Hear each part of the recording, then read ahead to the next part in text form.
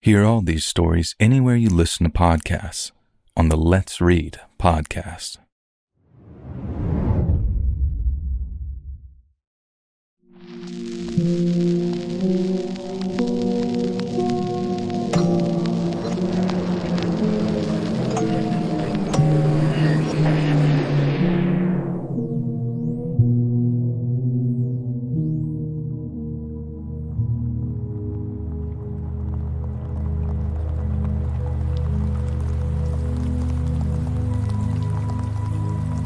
When I first told my dad that I wanted to be an artist, he paused and then told me, "Hope you like buttered noodles." It was kind of prophetic in a way because I did end up liking buttered noodles, but what he was really trying to tell me was, be prepared to struggle and starve. And boy, was he right about that. After graduating high school, I opted not to go to college and instead worked a series of menial jobs until I had enough saved to move to San Francisco. After I moved, I lived in a shared Hunters Point apartment for about 18 months with a bunch of other starving artists as I attempted to break into the local art scene. That was a tough time for me, and for several reasons. There was a lot of crime, a lot of drugs, and outside of the few bucks an hour I got from my part-time bag boy job, I was dead broke. Then, to top it off, I lived with a revolving door of unreliable, egocentric brat spawn who were out there pissing away mommy and daddy's money pretending to be artists, but instead purchased way more pot and pills than they ever did paints or pencils. And I knew I had to start making some money and find a better apartment, because another year with those bums and I'd have gone crazy. And that's when I started job hunting like a son of a bitch, day in and day out for like a month straight. It was exhausting. And when it got to the point where I could feel myself starting to burn out, I began to consider running back home with my tail between my legs before starting afresh in New York when I had the cash saved up again. But then, right when things seemed at their darkest, I met a guy named Greg. We met outside a liquor store when he asked me for a light, and he looked like he was having the worst day of his life. When I asked him if he was okay as I lit a cigarette, he told me he was about to be fired from his marketing job for missing a deadline. He had a project that was 95% completed, but after an agreement with a graphic designer fell through, he was lacking a collection of potential logos for some financial firm his company had as a client. And well, long story short, I got him his logos after working all night and for a heavily discounted rate compared to what he'd promised those deadbeat designers who'd left him high and dry. And that was the start of a very fruitful working relationship between me and dear old Gregory. And off the back of it, I finally got to move out of that pigsty I called an apartment and start living like a human being. Once I started making some serious money, I started looking for nicer single-person apartments around Frisco. And I went to view a couple of sweet places, each with their own individual pros and cons, and I was somewhat undecided until I went to check out a place in Mill Valley.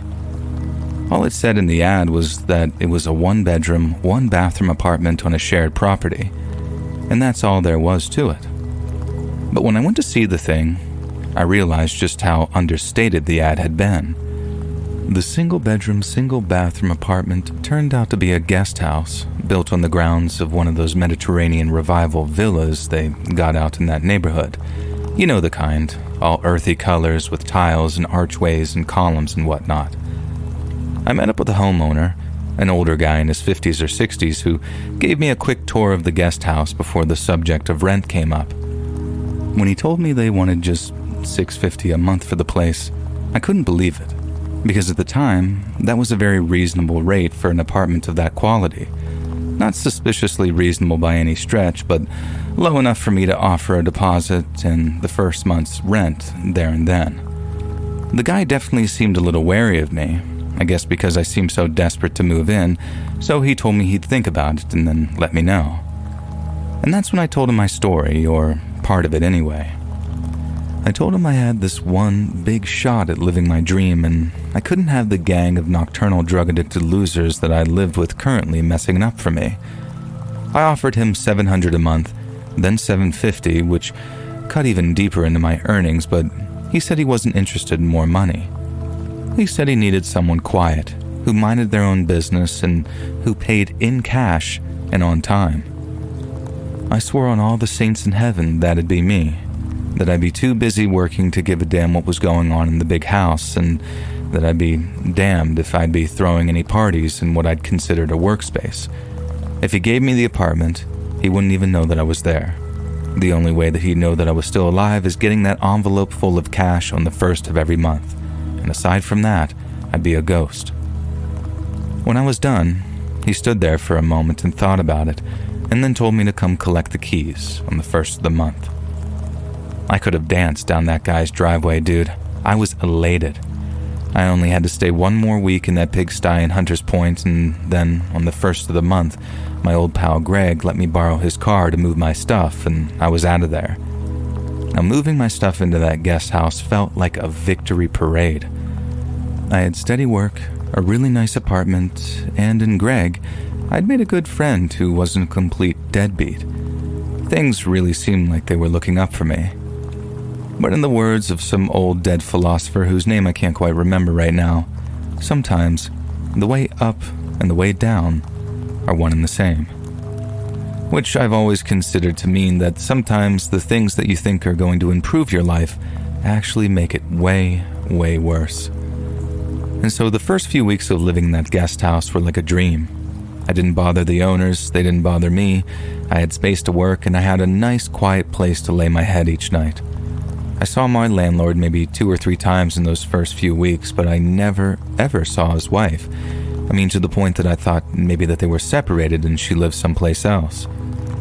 Then one day, he comes knocking on my door and tells me that he's going away on a fishing trip over the weekend.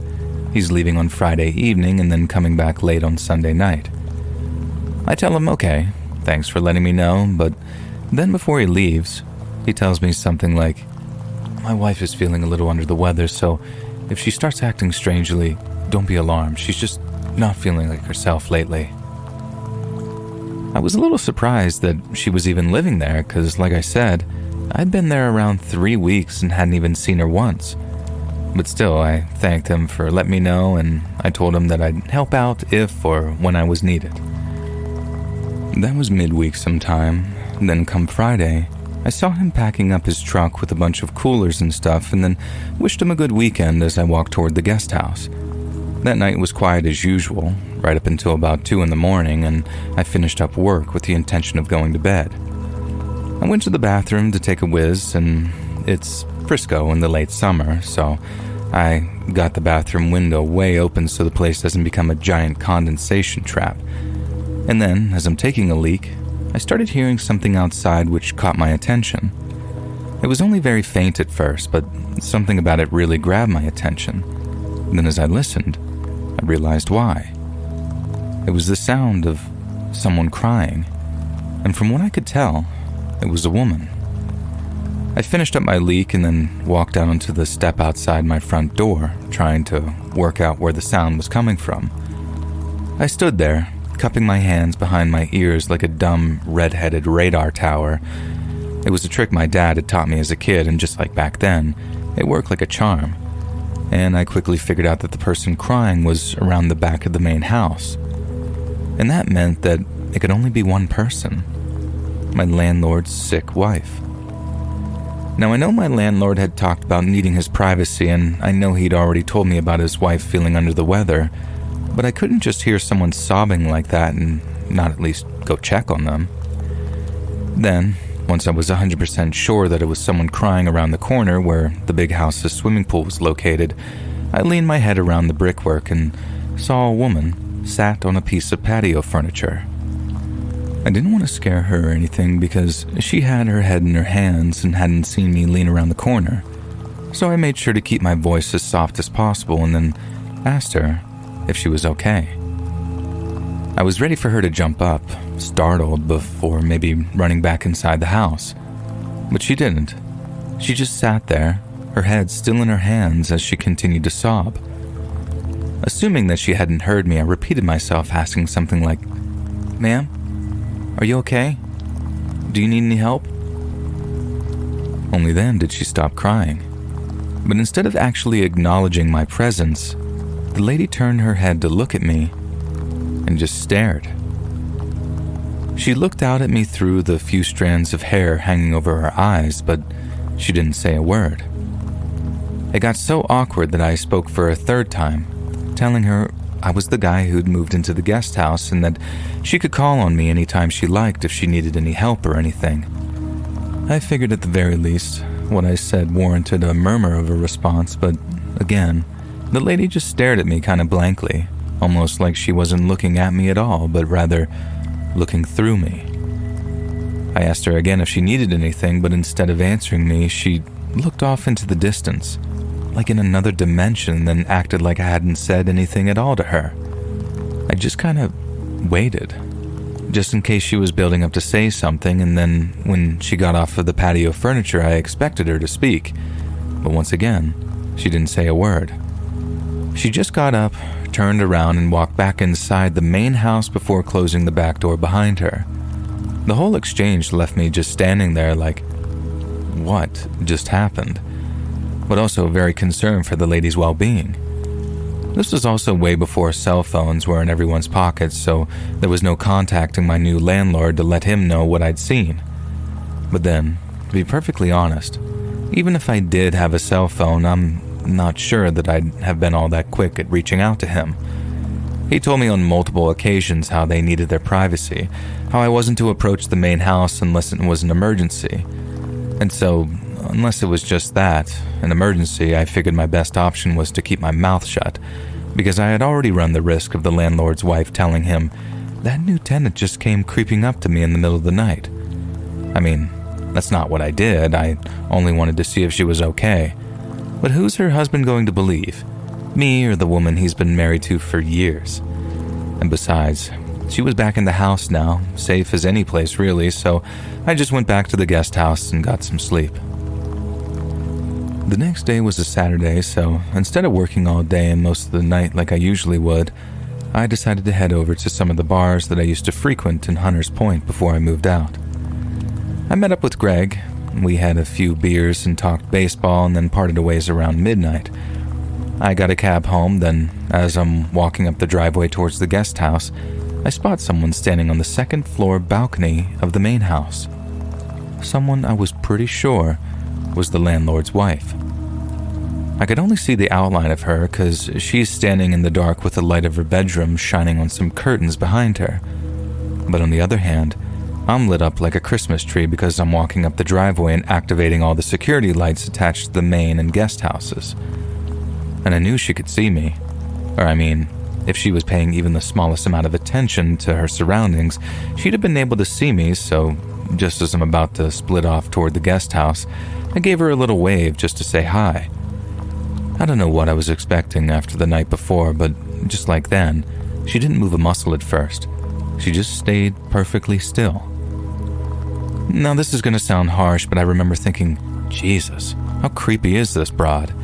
And I also wasn't about to stand there like an idiot, like I had the previous night, so I just walked off towards the guest house. When the guy said his wife was sick, I figured that he meant that she had a cold or something. But by that point, I was starting to think that she was dealing with something more psychological than physical, and that came with a whole set of other concerns on my part. Say she freaked out and it was up to me to do something. I had no idea how to deal with something like that outside of calling 911, and even then, do I ask for the cops? Do I ask for EMS? I wouldn't know what the hell to have done with myself. But then, in the end, it was her who ended up calling the cops on me. On the Sunday morning, same day my landlord is due to come back from his fishing trip, I left my apartment to go get some creamer from the store nearby when I saw the landlord's wife standing on the front lawn. I figured that I was about to get more of that silent treatment because she had her back to me when I saw her. But then once I got level with her as I was walking up the driveway, she heard my footsteps, then turned around, startled. I wasn't even going to bother saying hi at this point. Not after the previous 2 attempts, so I just kind of gave her a nod as she looked at me and then kept on walking. But then, instead of ignoring me again, she starts yelling, Hey you! What the hell do you think you're doing on my property?" I was kind of shocked that she even spoke to me, and I had to bite my tongue so I didn't come out with a, "Oh, so now you're talking to me."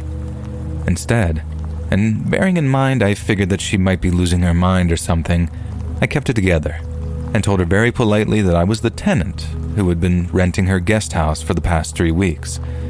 The lady then told me she had no idea who I was talking about, and that if I didn't get off her property, she was going to call the cops. I told her, "Please don't do that," and explained it'd all end up being a huge misunderstanding. I even showed her the key that I used to unlock the door and offered to demonstrate me using it so she knew that I wasn't some very casual home invader.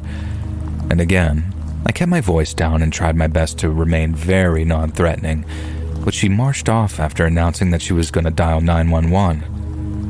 I remember just shaking my head and telling myself, "At least this beats Hunter's Point." And then I went to the store and bought my creamer. But then when I got back, I look up to see a cop car parked outside the house, and when I rounded that corner to walk down the driveway, I see the landlord's wife angrily gesticulating to very bored-looking officers. My landlord's wife looks past them and sees me and is suddenly saying something like, "There he is! That's him right there!" Like she's expecting the 2 cops to rush over and just tackle me. But instead, one of them walks over to talk to me while his partner stays with the lady to keep her calm. I started telling the cop my story and then showed him how I could unlock the door to the guest house with the key in my pocket. And after that, I showed him things like my wallet, which I'd left on the table after taking a few bucks out of it, and a few other things confirming that I had been the person who lived there. I also mentioned how the landlord's wife had been acting very weird and that I don't go anywhere near the house usually, so I barely see her, and that's where the confusion is all stemming from. The cop then tells me that the lady seemed to be intoxicated, didn't seem to know where her husband was, and was even confused as to what day of the week it was. In light of that, and considering all my stuff seemed to be in the guest house, the 2 officers gave me the benefit of the doubt and then escorted my landlord's wife back inside her house. I then filled the cops in on where my landlord was and how, since he was returning home that day, his wife wouldn't be alone for much longer. And that seemed to satisfy the 2 officers, who told me to call them if anything else happened before departing. A few hours later, my landlord arrives back from his fishing trip, and I caught him in the driveway to tell him what had happened with his wife. I didn't tell him that I approached the house, but I did say that I'd heard her crying, and then all the stuff about her calling the cops on me. He didn't seem to react until I mentioned the cops. Like he acted as if it was only some minor concern until I mentioned the 2 officers showing up and how they took a look around the guest house. Then, and only then, did he act like this was a priority, and he promised me that it wouldn't happen again before he stormed off, presumably to confront his wife. Now don't get me wrong, I was glad that he seemed to be on my side in this whole situation, because awkward encounters with his wife for one thing, but her trying to get me arrested was something else. But then, having said that, there was something that really bugged me about the way that he reacted when I told him about the cops showing up. He seemed to act like his wife's behavior was a regular occurrence, as in, he seemed only mildly disappointed. But then when I mentioned the police, his ears pricked up, and his expression changed completely. I get that he'd probably just gotten used to his wife having outbursts or whatever, and that the cops being called represented what you might call an unnecessary escalation. But to me, it seemed kind of fishy that he seemed so uptight about the cops taking a look around his property, even if it was the one that I was renting and not his actual house. And needless to say, things didn't end there. I've been staying in the guest house apartment for around 3 months when Greg came by to pick me up from the apartment. We had tickets to a Giants game, and I was psyched to be going because I loved sports since pretty much forever. And so there's me, jumping into Greg's passenger seat like, "Hey buddy, how's it going?" But Greg, he looks like he'd just seen a ghost. And I say something like, "What the hell's gotten into you?" But he replied to a question with a question, saying something like, "You live in that place?" He was talking about the guest house and main house together, the grounds I mean, so I told him sure, that living in the guest house was a pretty sweet deal. Greg then asked me if I knew the folks who lived there, or more importantly, what happened to the folks who lived there. I told him no, And Greg sighed, and then we drove off toward Candlestick Park, and he told me the story on the way. About 5 years before I had moved to San Francisco, there had been a high-profile missing persons case involving the daughter of a wealthy pharma rep. One day, she told her parents that she was going to walk down to the local park and then never came home again. They called the cops the day afterwards after calling around to all her friends' houses, but they couldn't find any witnesses whatsoever that had seen her anywhere near the park that day. It was like she disappeared into thin air. The girl's heartbroken parents held a bunch of press conferences outside their home for the benefit of local news. In each one, they begged people to come forward with any information they might have, saying that someone must know where their daughter is and what happened to her on the day she vanished.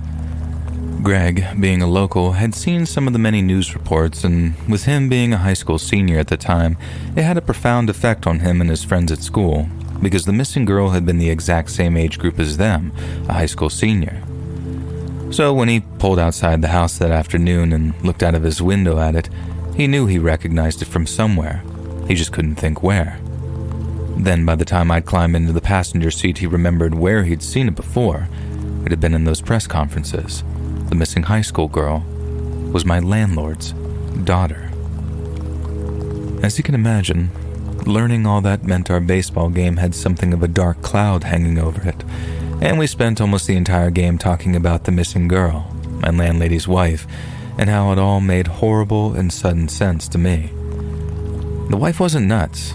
I mean, she might have been going nuts, but all the crying and the standing on the balcony, staring into the night, she was just broken by grief, and from the way that she was acting, was probably stuck at the bottom of a bottle, be it booze or pills or whatever she was using. Greg told me the girl had never been found, but after 5 long years and not a single clue as to where she went, pretty much everyone assumed that she'd been murdered by a suspect who was later given the name the Golden State Killer. Everyone hoped that she'd just run away from home, and she'd show up one day for some delayed but happy ending. But deep down, everyone suspected otherwise.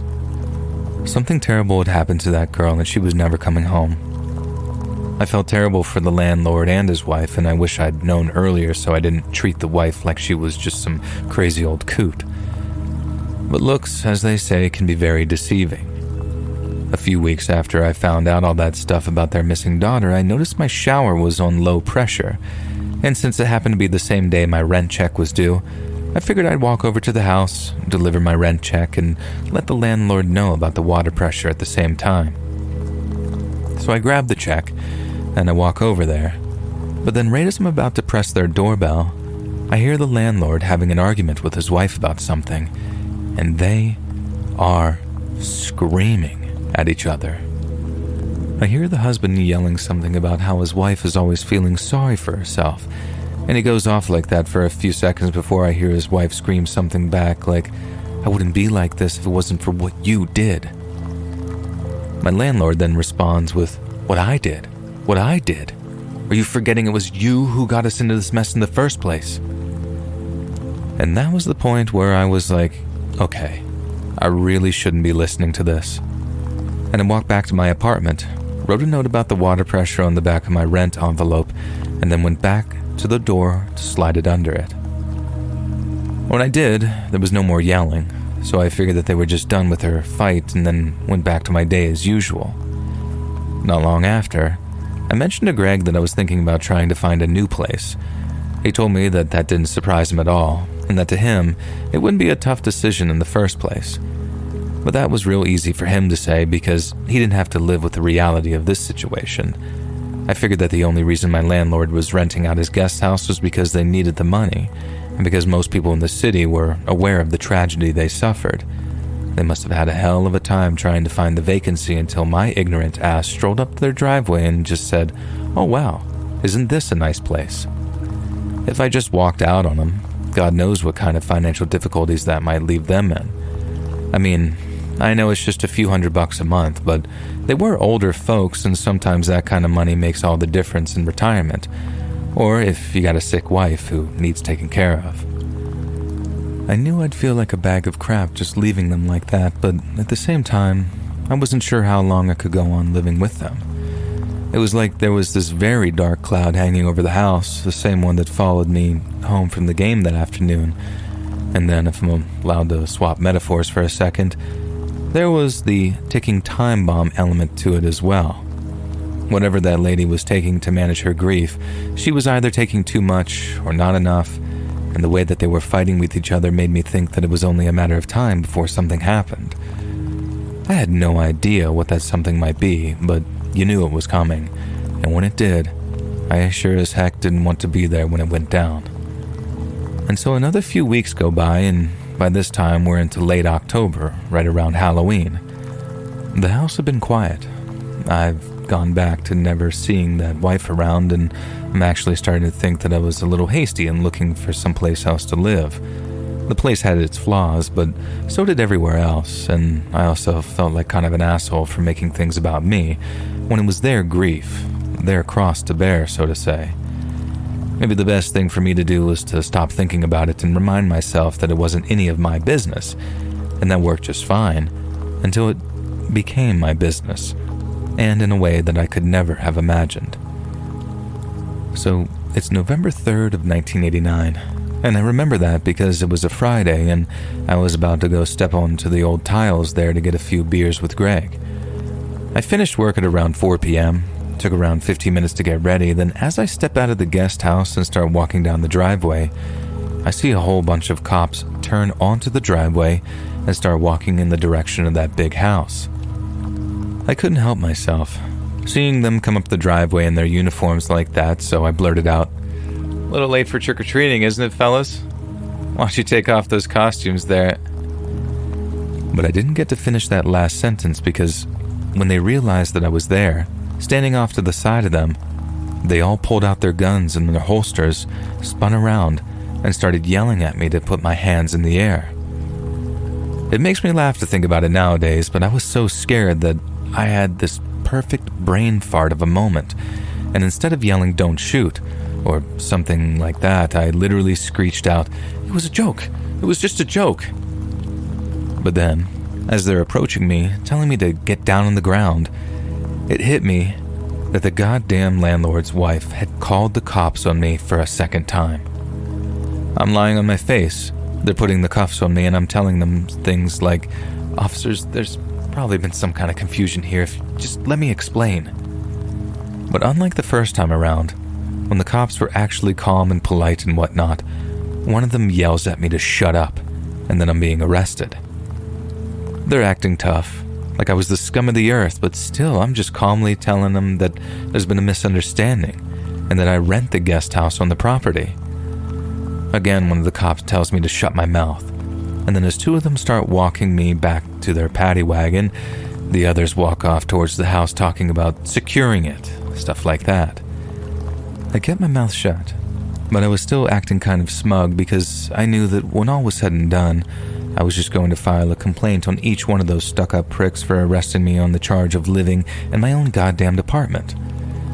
One time I could understand, but two, in the way they did it, that's just not going to happen, not in this lifetime. Now anyways, they take me down to the old Mill Valley Police Precinct, and I'm still 100% sure that they're arresting me by accident. But then, when we got to this booking process and they read out the charges, I realized something seriously messed up was going on. I'd been arrested on suspicion of kidnap, false imprisonment, a bunch of other smaller charges, and then get this. The cops charged me with, quote, practicing medicine without a license. That was the point where I lost my cool and I was like, what the hell are you people talking about? Because kidnap and all that other scary stuff was one kind of nightmare. But then, the practicing medicine thing, hearing that made it feel like I was trapped in some fever dream. They might as well have told me that I'd been charged with lettuce and bacon because what I was hearing made exactly 0% sense to me. I knew not to talk to the cops without a lawyer present, so I didn't say a word, and they didn't really ask me anything of substance until the attorney showed up and we could start in earnest.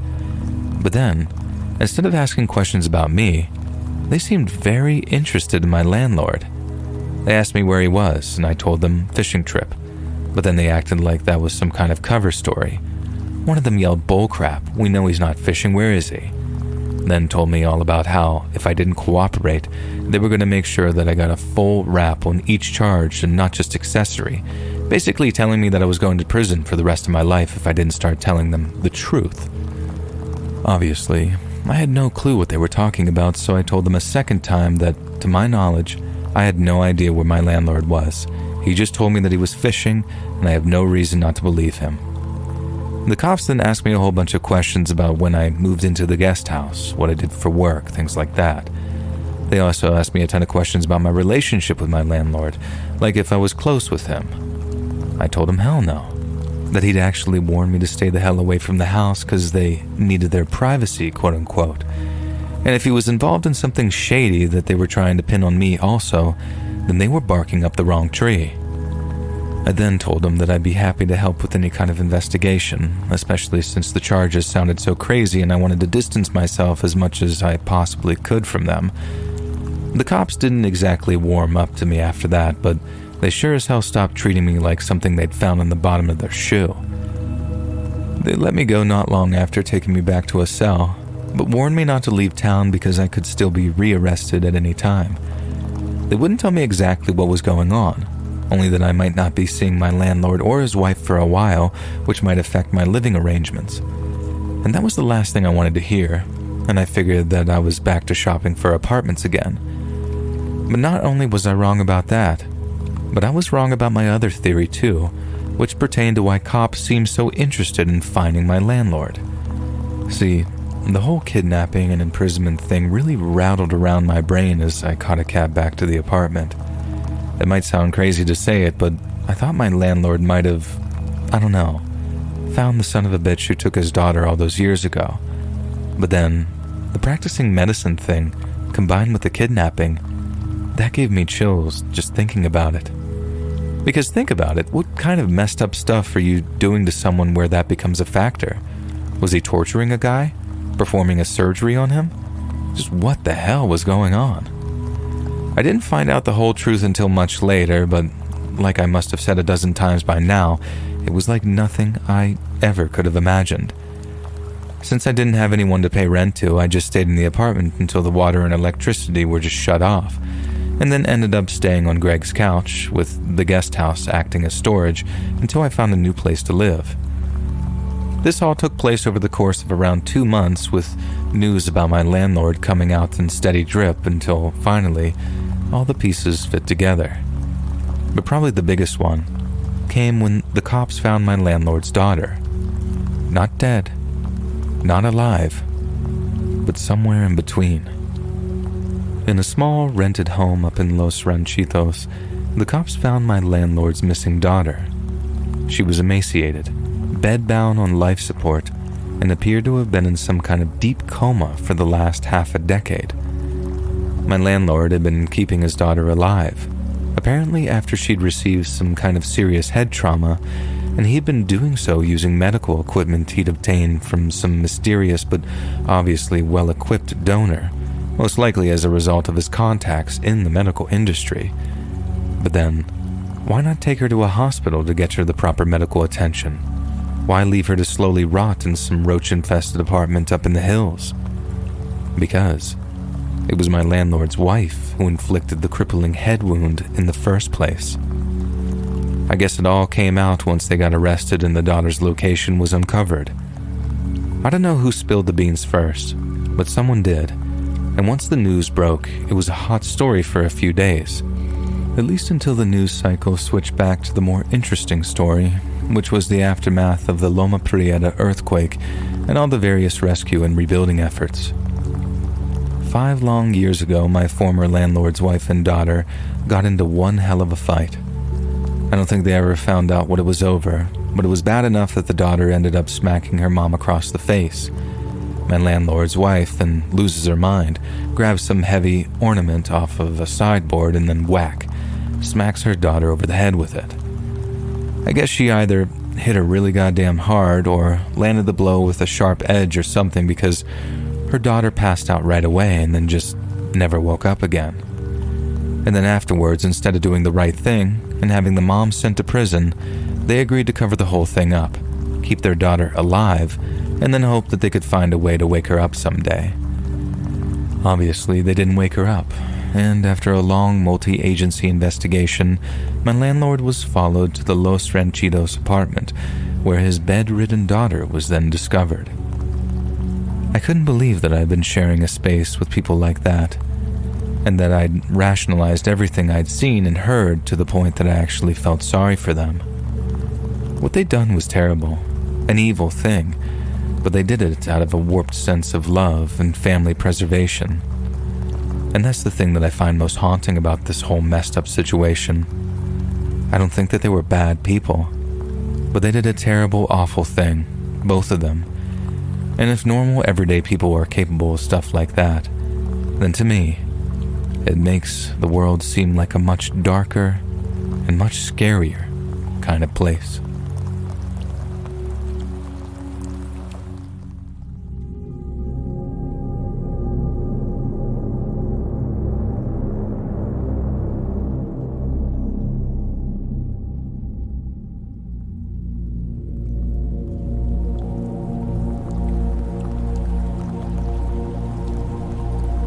Back in the late summer of 2009, I was just about to start graduate school and I had to find myself a new flat for the coming year.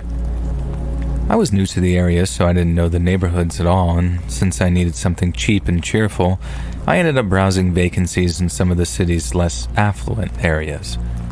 Some of the listings were frankly terrifying, and I'm surprised the landlords had the balls to even really advertise them.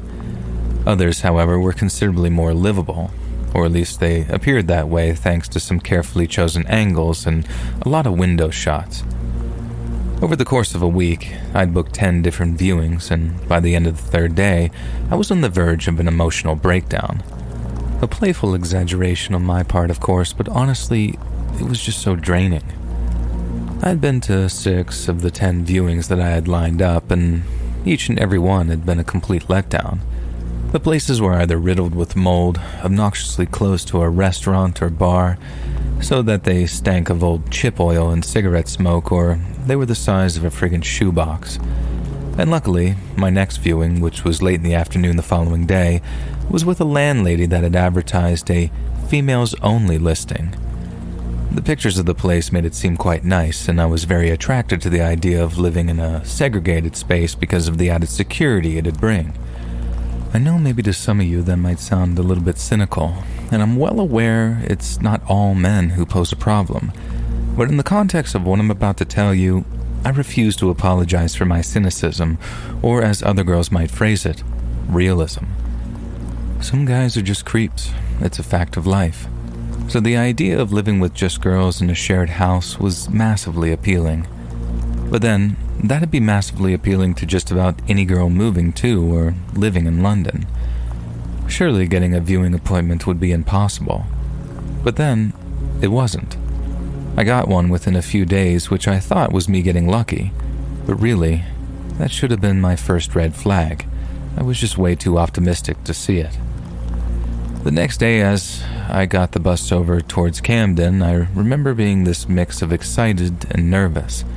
I had so much faith in the place, and I texted with the landlady, a woman named Jan, so I was confident that it was going to be a decent place. But then at the same time, I'd been let down so relentlessly over the past few days that I had this looming sense of dread as I got closer and closer to my stop. At the time, I thought it was just residual trauma from being continually disappointed, but now, I'm starting to think it was more like a kind of spidey sense. And so I got off the bus and immediately texted Jan to let her know that I was nearby, which she'd asked me to do because she said that she was really busy and might need a reminder. She texted me back almost right away, but when I expanded the message notification, I saw it was a lot more than just a simple okay or thanks, see you soon. It said something like, "Hi, I've been terribly busy, so my brother-in-law will be there to let you in and show you around." So much for female only, right? I thought that was the whole selling point. But then I understood that Jan was probably a very busy lady if she owned several properties all over London, so I wasn't about to throw my rattle out of my pram over one little thing like that.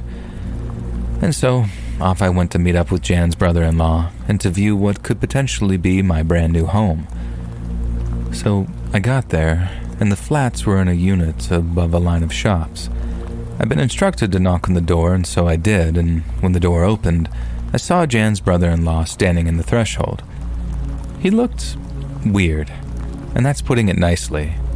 And the way he looked at me in the first moments we made eye contact made me feel a lot less comfortable than I did before.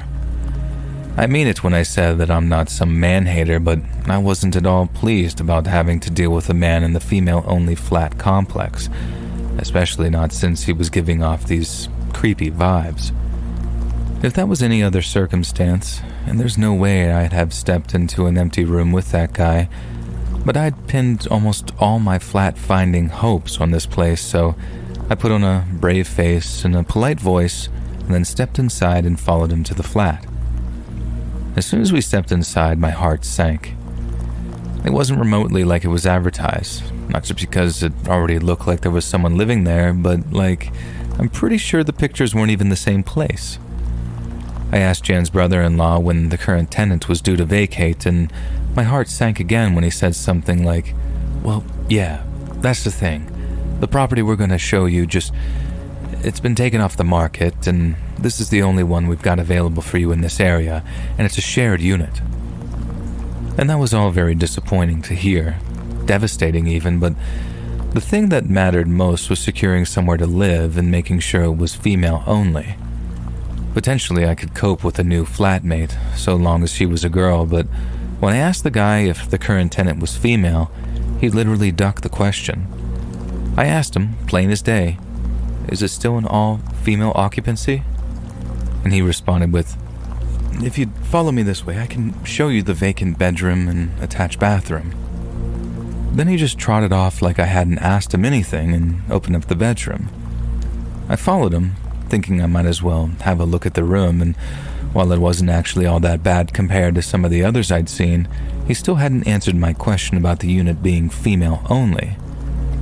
I had to look around the bedroom and remain polite as I asked him once again if the unit was female only or not, and the man sort of wiggled his head and made a face that said he wasn't sure, and then said he'd have to contact Jan to make sure because he didn't know off the top of his head. I was starting to get really annoyed, but I kept my cool as he asked if I wanted to see the attached bathroom. I was literally on the verge of just saying no when he stepped forward and opened up the door. Then as he did, I was hit with this truly revolting smell. It was so bad that I winced, and I know the guy saw me wince from how rank the smell was, so when I said, "No thanks, I think I'd like to have another look at the kitchen," I'm pretty sure that he knew that I was lying, unless he really was as stupid as he looked. Honestly, I just wanted to get away from the smell, and I didn't care at all what the kitchen looked like when the bathroom bloody stank, so I was actually just going to walk towards the front door and see myself out after a brief and very passive-aggressive word of thanks. But then, as I walked, something clicked about all the stuff that was left around the flat. By that point in my life, I'd lived with girls and only girls, even from when I was a kid. My dad wasn't around and it was just me, my sister, and my mom. Then, when I left for uni, I only lived with girls there too. And not to be too crass, but I knew what boys' bedrooms look like too, and that's what clicked in my head as I walked through the last flat. It looked like a man lived there. And of course I knew that it was a man living there because the guy wouldn't answer my bloody question, but it seemed like a certain type of man lived there. And this is where I made a huge error of judgment. I put it down to the continual disappointment and the stress of thinking that I was going to be forced to pick some absolute crap house to be miserable in for the next year plus. But when I realized that it wasn't just any old man living there, but the one currently showing me around, it all started falling into place for me. I got out my phone, called Jan's number, and as the guy followed me out of the bedroom, his phone started to ring in his pocket. I wasn't supposed to have his number, was I? He was just supposed to be meeting me there, so having the phone that Jan was texting from start ringing in his pocket, that confirmed all my worst suspicions about this man. And he knew it too. He knew I'd rumbled him, and I wish that I was wearing a bloody GoPro because the look on his face was one I wish that I had framed as a picture hanging in my bathroom. I think that's the other thing that did it too. How I sort of, sensed his weakness. I'd caught some absolute waste man trying to trick desperate girls into living in a spare room it looked like he'd built himself, and with some really dodgy plumbing too by the smell of things. Red-handed, that was the phrase that came into my head in the moment. Red bloody-handed, and I'd be damned if I was about to let him live it down. I remember trying to think of something witty to say, but all I could think of was to ask him the exact question in mind, I suppose by way of humiliation, and so I started asking him, "Were you trying to trick young girls into living with you, yeah?" His face was like a tomato, but he still tried denying it, and the indignation that I felt from his denial only spurred me on. I started telling him how pathetic he was, what a pervert he was, how he was probably on the sex offenders registry. I gave him both barrels, as they say, didn't hold back in the slightest, but I forgot the golden rule when dealing with men. They're bigger, they're stronger, and the mental midgets among them are only one piece of wounded pride away from using that to their advantage. I saw the moment I pushed him over the edge, and it really was like that meme of, and it was in that moment she knew she effed up. He stopped trying to talk, gave up on denying everything, then started marching towards me with this wild look in his eyes. I knew he was going to go for me, and I got a head start on running down the corridor to the block's entrance, but it was just too fast. I almost got to the door and just about had my hand on the latch when I felt something tugging on my hair. I felt the pressure on my scalp, and then the next thing, my neck jerked back as the guy got a handful of my hair and started trying to drag me backwards. I tried to stay on my feet, but the force of him pulling my head back knocked me off my balance, and then as I fell backwards, I realized that he was actually trying to drag me back towards the flat using nothing but my hair. I remember screaming for help and hoping someone would appear from the other flats, of which there were maybe 3 or 4 on that floor of the block. But if they were occupied, whoever lived in them must have been at work or dead, because I screamed so hard that my nose started to bleed and no one emerged from any of the doors. Once I realized that I was on my own like that, and we were just feet away from him dragging me back into his flat, I tried to flip myself over so I could at least stand up. But right when I found a bit of purchase on the carpet underneath, I felt something slam into my face so hard it made the vision in my left eye go all white. I brought a hand up to my face covering that eye, and with my free hand I made a desperately futile attempt to get his hand off of my hair. But the second my hand touched his, and I tried digging my nails into the skin of his hand, he tugged violently on my hair again and sent me crashing down onto my knees. I remember how, as I reached the doorway, he tried to drag me through it, but I made it very hard on him by blindly kicking and throwing punches, anything to try and get him in the gonads or scratch his eyes out. But then, after making contact with at least one of my swings, I have a gap in my memory, presumably from where the guy hit me so hard that I fell unconscious for a minute or two. And my last memory of trying to fight him off of me was as we reached the door. But then the next I remember, I was on the bedroom floor, and he was dragging me towards the bathroom that stank of mold and rotten God knows what. There was this pain in my neck when I woke up, and I remember having this deep fear that if I tried to twist my way up so I could bite him, that he might tug on my hair hard enough to break my neck. I was more terrified than I've ever been in my entire life. I had no idea what was happening. But the one thing I did know is that if he managed to get me into that bathroom, it was all ogre for me. I remember rolling over and how it made my scalp burn with pain from all the hair that got ripped out, but it allowed me to kind of wheel around and grab the guy's wrists. He obviously thought that I was unconscious still, so when I suddenly started moving, it took him totally by surprise, and I was able to sink my teeth in the skin of his wrist until I saw his fingers open and felt my hair come loose from his grip. I tried to run, but he grabbed me again, only that time I just remember sort of launching myself at his face. He was trying to pin my arms by my sides by wrapping his own around me, but I I raised them too early for him to get them and just started digging my fingernails into his eyes. It was so horrible because I could feel the bare flesh of his eyeballs giving way under my nails, and it really makes me shudder to think about now. But at the time, all I could think about was doing as much damage as possible. And it worked. He screamed so loud that it hurt my ears, and then he suddenly shoved me off of him so hard that I went tumbling to the floor. I felt so dizzy that I struggled to find my feet, but it didn't matter because the man intent on ending my life, and God knows what else before that, was in such pain from me scratching his eyes that he couldn't see. He was covering them with both of his hands, screaming terrible, terrible, terrible things at me. But I listened to all of that as I was running towards the front door, knowing that there was no chance of him catching up to me. I remember coming out into the street outside and walking down the metal stairs which led up to the unit really fast, and then some woman saw me as she was walking past and was like, "Oh my God, are you okay?" I had a cut on my face from where he'd hit me. I'm guessing that was the blow that knocked me out too, and it had been pouring blood down me without me realizing. Then, when I saw just how much blood there was, I was terrified that he might have stabbed me or something, so I unzipped my jacket and started looking for stab wounds while saying to the woman to call the police, call the police.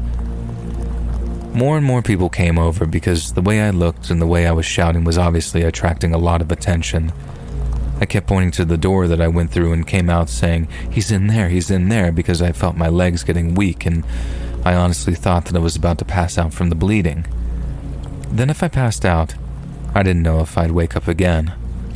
Obviously that was all just the terror talking, and despite all the blood, I didn't even need stitches after being taken to the hospital. But in the moment, I was the most scared that I'd ever been in my life, and convinced the guy had done way more damage to me.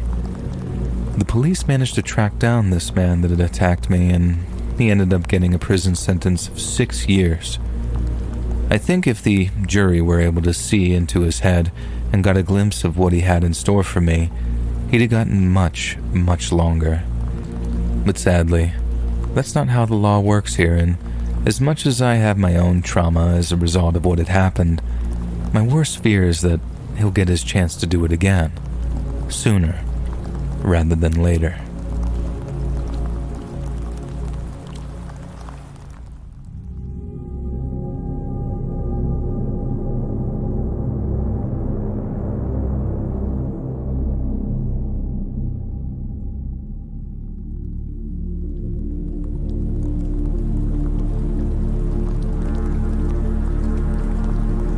What I'm about to tell you is a story so often told that it's passed into legend around the hills of northwest Georgia. It's a tale of love, loss, and liquor. A story folks have been telling each other for almost 100 years. But unlike a lot of old myths and legends that you hear around these parts, this one is 100% true, and they got the documentation down in Cartersville to prove it. Ladies and gentlemen, this is the story of Fast Eddie Pettimore. According to his birth certificate, Edward Lee Pettimore Jr. was born on July 13th of 1904 in a little town called Varnell, just off of Route 2. His daddy was a mechanic, worked his way into fixing automobiles after they came commercially available, and could have ended up quite a wealthy man. But unfortunately for his family, Eddie Lee Sr. was a drunk, and sometimes only brought home maybe 1 or 2 days' wages a week. But then, in early 1920, the federal government instituted the Volstead Act, which banned the sale and manufacture of alcoholic beverages, and the era of prohibition had begun. Now, Eddie Sr. could have taken the opportunity to dry himself out and find his way back to Jesus, but he didn't want to live in a world where he couldn't get a drink, even if it meant living beyond his means. Yet in doing so, Eddie Sr. ended up owing money to the kind of folks you really don't want to owe money to. They gave him a choice: make weekly liquor runs up to Chattanooga, cross the Tennessee state line, or be found hanging from a poplar tree. Eddie Sr. chose the former, and after getting his hands on an old Model T, He chopped that thing down and souped up its engine until it was nothing short of hell on wheels. Eddie Sr.'s old Ford was now fit to outrun any cop car in America. The only problem was, he wasn't nearly as gifted a driver as he was a mechanic. One night, following a blistering pursuit by state revenue men, Eddie Sr. lost control of his vehicle, careened off the highway, and smashed into an oak tree doing almost 100 miles an hour. The revenue men following him didn't bother trying to put out the fireball. They let that bootlegger burn, and then simply waited to see who showed up missing. The crash left 17-year-old Eddie Jr. and his mama, a lady named Mary, with only one way of providing for themselves, and that involved Eddie Jr. approaching the bootleggers and offering to work on their automobiles. You see, to Eddie Jr., his dad had always been his hero, because from where he was standing, his deadbeat lush of a father had one day cleaned up his act, at least partially anyway, and had suddenly started bringing home hundreds of dollars a month. Eddie Jr. also noticed how skilled his daddy was at fixing up automobiles, and it was something that he paid attention to from a very early age. He might not have been anywhere near as experienced as his father, but he was the natural choice for the bootleggers who wanted someone who'd stay quiet and stay loyal. Eddie was obviously very eager to follow in his father's footsteps, not just because it meant providing for his family, but because he felt that Eddie Sr. would have been proud. The money was never an attraction. Most of it went to his mom anyway. Working with the bootleggers meant Eddie got to work on cars all day, and that's what made him happy. But what made him even happier was getting to drive them. Once he was a respected member of the bootlegging operation, Eddie's bosses started letting him test drive the cars that he worked on, just to make sure that they could handle being taken to full throttle. And that, ladies and gentlemen, is how they discovered Eddie was a goddamned natural.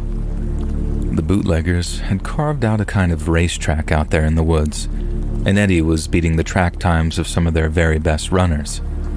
So when Eddie was around 19 or 20, they asked him to start running liquor to Chattanooga for him, using almost the exact same route on which his father had lost his life. Every night, when Eddie told his mama that he was heading out and not to wait up for him, she'd worry herself sick. But she was just about the only one that did. Rumors started to run wild through local and state law enforcement. The bootleggers had a new driver and he seemed nigh unstoppable.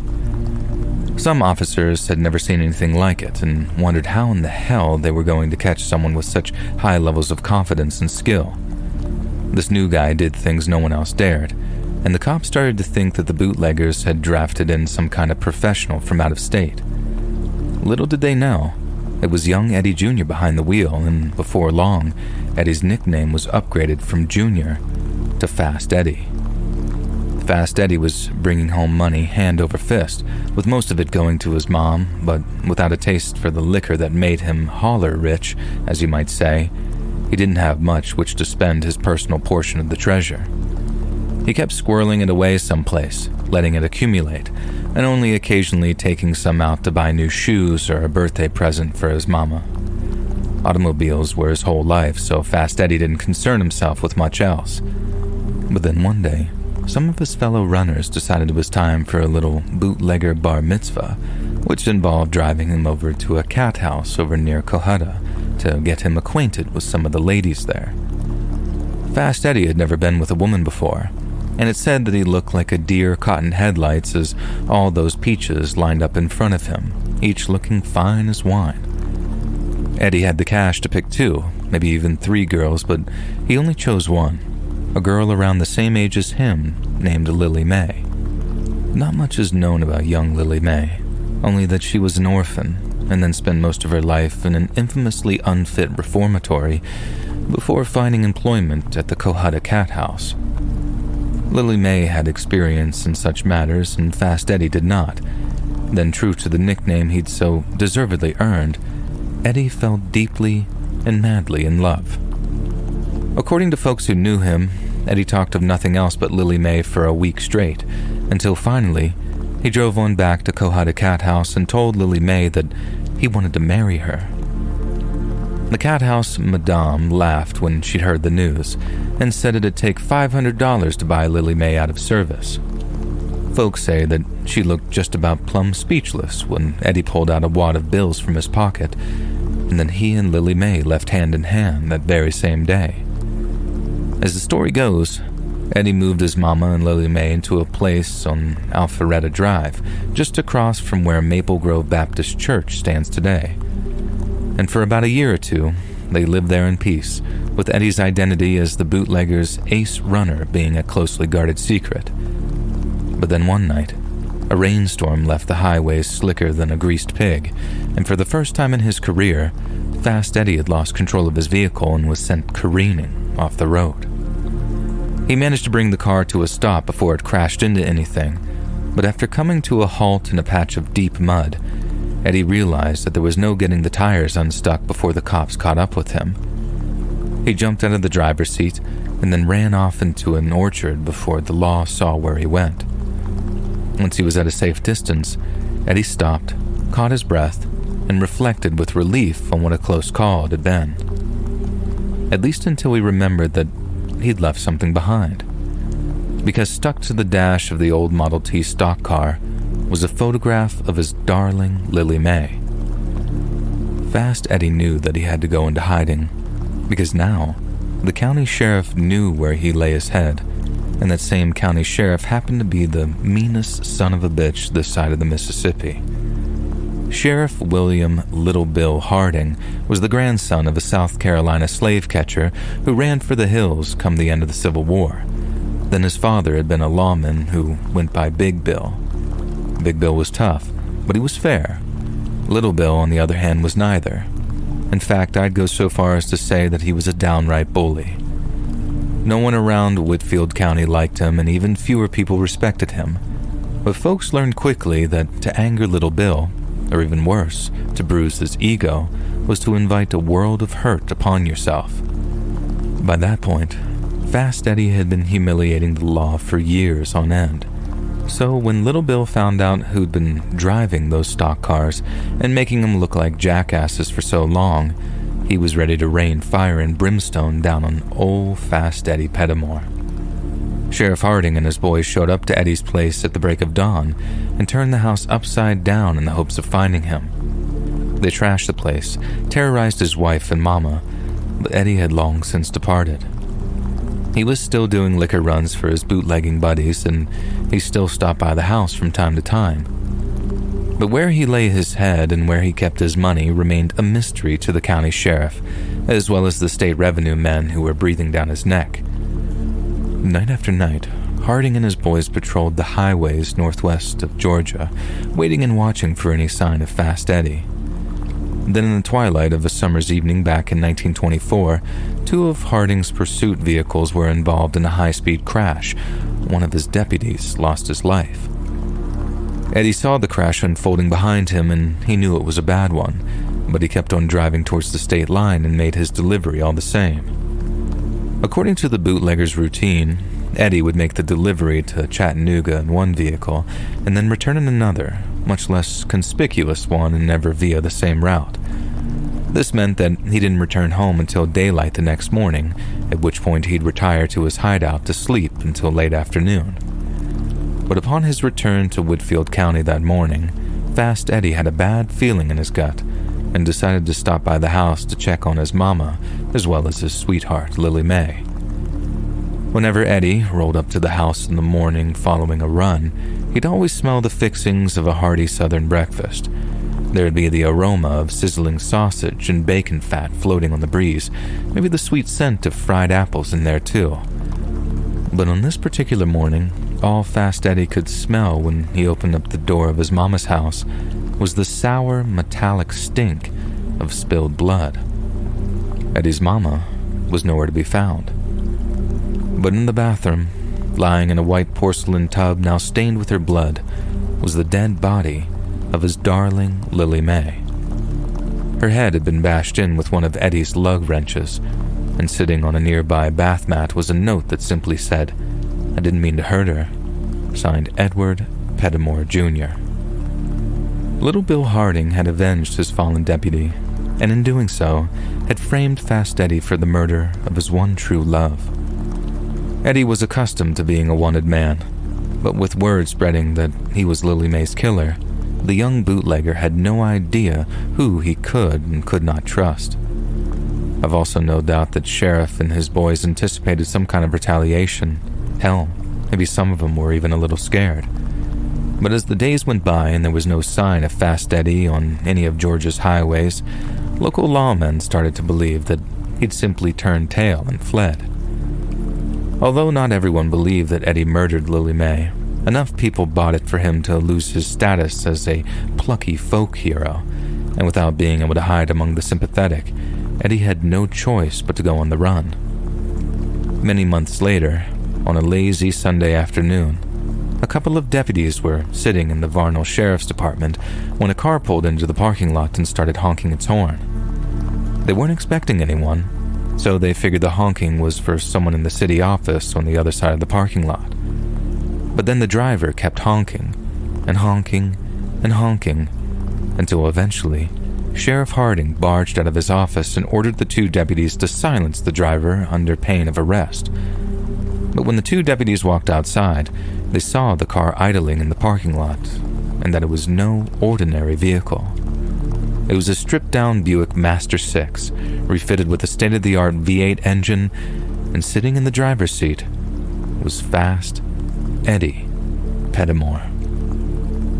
The two deputies turned on their heels, ran back into the office, and yelled to the sheriff that none other than Edward Lee Pettimore Jr. was sitting in the parking lot outside. The sheriff ran out just in time to see Fast Eddie taking off southbound towards Tunnel Hill Road, and then after running to his own car, he and the two deputies took off after him, driving 3 different vehicles. In the past, Sheriff Harding knew that he and his boys could never catch up with Fast Eddie, but over the previous few months, they too had been chopping down their pursuit vehicles, making them lighter and lighter until they were just about ready to compete with the kind of greased lightning bolts that Fast Eddie drove. Meaning this time, they were ready for him. The sheriff and his boys were tearing down the highway at close to 100 miles an hour, intent on keeping the pedal to the metal until they caught sight of Fast Eddie's Buick. They must have gone for 15 to 20 miles. Each time they'd see a car ahead of them, and it turned out to be some innocent citizen, clinging to their wheel in terror as a bunch of siren-screeching stock cars burned past them on the highway. They kept on going, praying they hadn't wasted their opportunity until suddenly, Sheriff Harding saw a dark speck on the horizon. Believing it to be Fast Eddie, Harding pushed the engine of his stock car to the very limit in the hopes of catching up to him. And he didn't have to wait long. What happened next took place over the course of maybe 2 or 3 seconds. Harding spotted Eddie, and as the dark speck on the horizon grew larger, there was a split second when the sheriff believed that he was rapidly catching up. The only problem was, Eddie wasn't speeding away from him. Eddie was speeding towards him. But by the time Sheriff Harding realized what was happening, it was far too late to save himself. Fast Eddie smashed that Buick into Harding's Model T at almost 110 miles per hour, and with the sheriff's own vehicle scraping triple-digit speeds, the impact was catastrophic. Both cars erupted into a firestorm of steel, shrapnel, and broken glass, which instantly ended the lives of both Fast Eddie and Sheriff Harding, while secondary impacts caused such serious injuries to one deputy that both of his legs required amputation. When the news hit that Harding had been murdered and that Fast Eddie had been the one to do it, it sent shockwaves through the whole of Whitfield County. Some said Eddie was a delinquent who'd murdered his wife, murdered the sheriff, and probably murdered his mama too since she was still missing. Others said that it must have been some kind of crazy accident because while Eddie was many things, a bad driver he was most certainly not. But while all agreed that the income was completely unexpected, there's another thing folks are certain of too, and that's how Fast Eddie Pettimore's funeral enjoyed a much larger audience than Little Bill Harding's. Those that knew him, really knew him, didn't believe for a second that Eddie had murdered Lily Mae. But the folks who didn't know Eddie believed the headlines, and to them, he was a no-good wife slayer and a cop killer. Most people didn't give a good goddamn what anyone had to say about Eddie, but there was one person who cared enough to do something to salvage his reputation. Sometime later, A night train hailing all the way from Washington, D.C. rolled into Atlanta's terminal station, and from the first-class car emerged one of the most accomplished prosecuting attorneys on the entire eastern seaboard. He was there to talk face-to-face with an old classmate from Yale who'd since taken a high position in the Georgia state government. Over lunch, the two men shared shrimp cocktails and pan-fried Chateaubriand at the Capital City Club, one of the most elite fine dining establishments in the entire country. And we know that because a copy of the bill exists in the state archives over in Morrow. Then that very same afternoon, a team of agents from the Bureau of Investigation, which was only 10 years away from becoming the FBI, arrived in Varnal and began interviewing the new sheriff, as well as the deputies who'd once served under Harding regarding the murder of one Lily Mae McDermott. They reviewed evidence, re-interviewed the deputies, and sought out character witnesses for both Fast Eddie and Sheriff Harding. Then by month's end, they had turned up the heat so bad that one of the deputies finally cracked and agreed to testify against his fellow officers in exchange for avoiding the state's brand new method of execution, the electric chair. And legend has it that this is how those BOI boys got the deputy to crack. The governor claimed the electric chair was the bleeding edge in dispatching murderers both quickly and painlessly. And after a rigorous testing phase, don't ask, the chair became the state's primary method of execution. But some devious BOI agent starts telling the deputies how that's all a bunch of horse crap, how he's seen the electric chair in action with his own eyes, and how even with all the crap he saw in the trenches over in France, it was still the most ugly, haunting, and horrifying thing he's ever seen in his whole life. He terrorized those deputies by telling them how the chair cooks men alive, how they shriek and wail for their mamas to make it stop as their skin blisters and their eyes boil. He said he'd seen a man burst into flames, another who cried tears of blood, and a third who endured hours upon hours of almost constant agony, pissing in his britches and soiling himself until his heart finally gave up and exploded in his chest. If one of the deputies didn't do the right thing and told the truth about what happened to Lily Mae, then all of them would be headed to the electric chair, and all of them were going to burn. I guess it only took so much of that kind of box talk before one of them cracked, and when he did, the whole rotten house came tumbling down around them.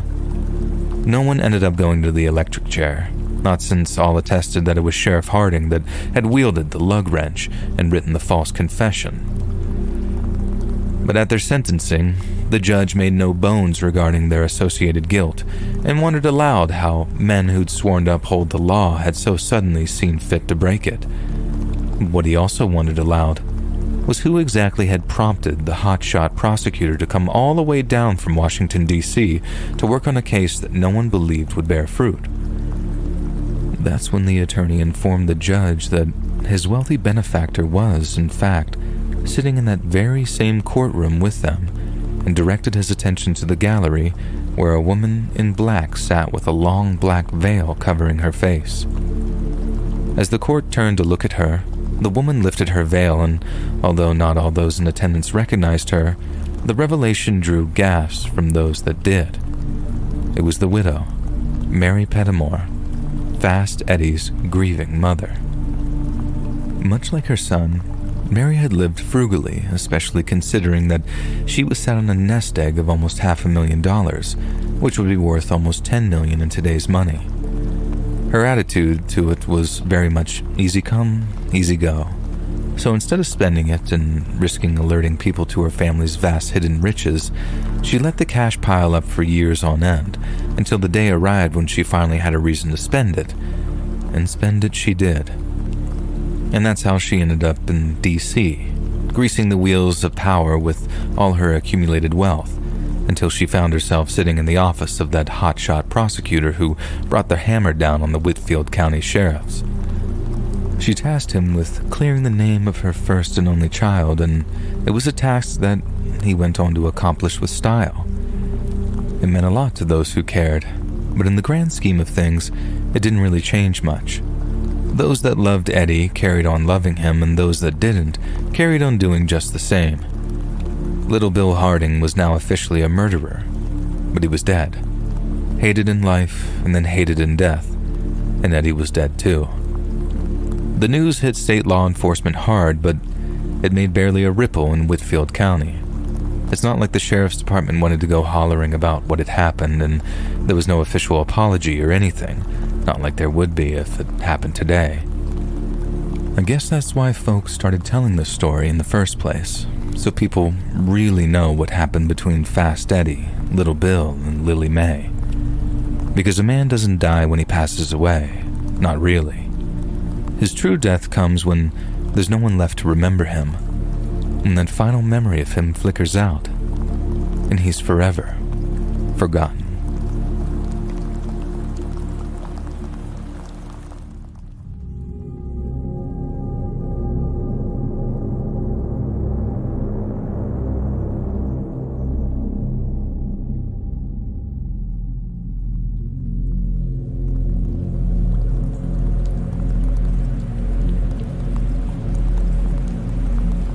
I don't know how we lost Afghanistan.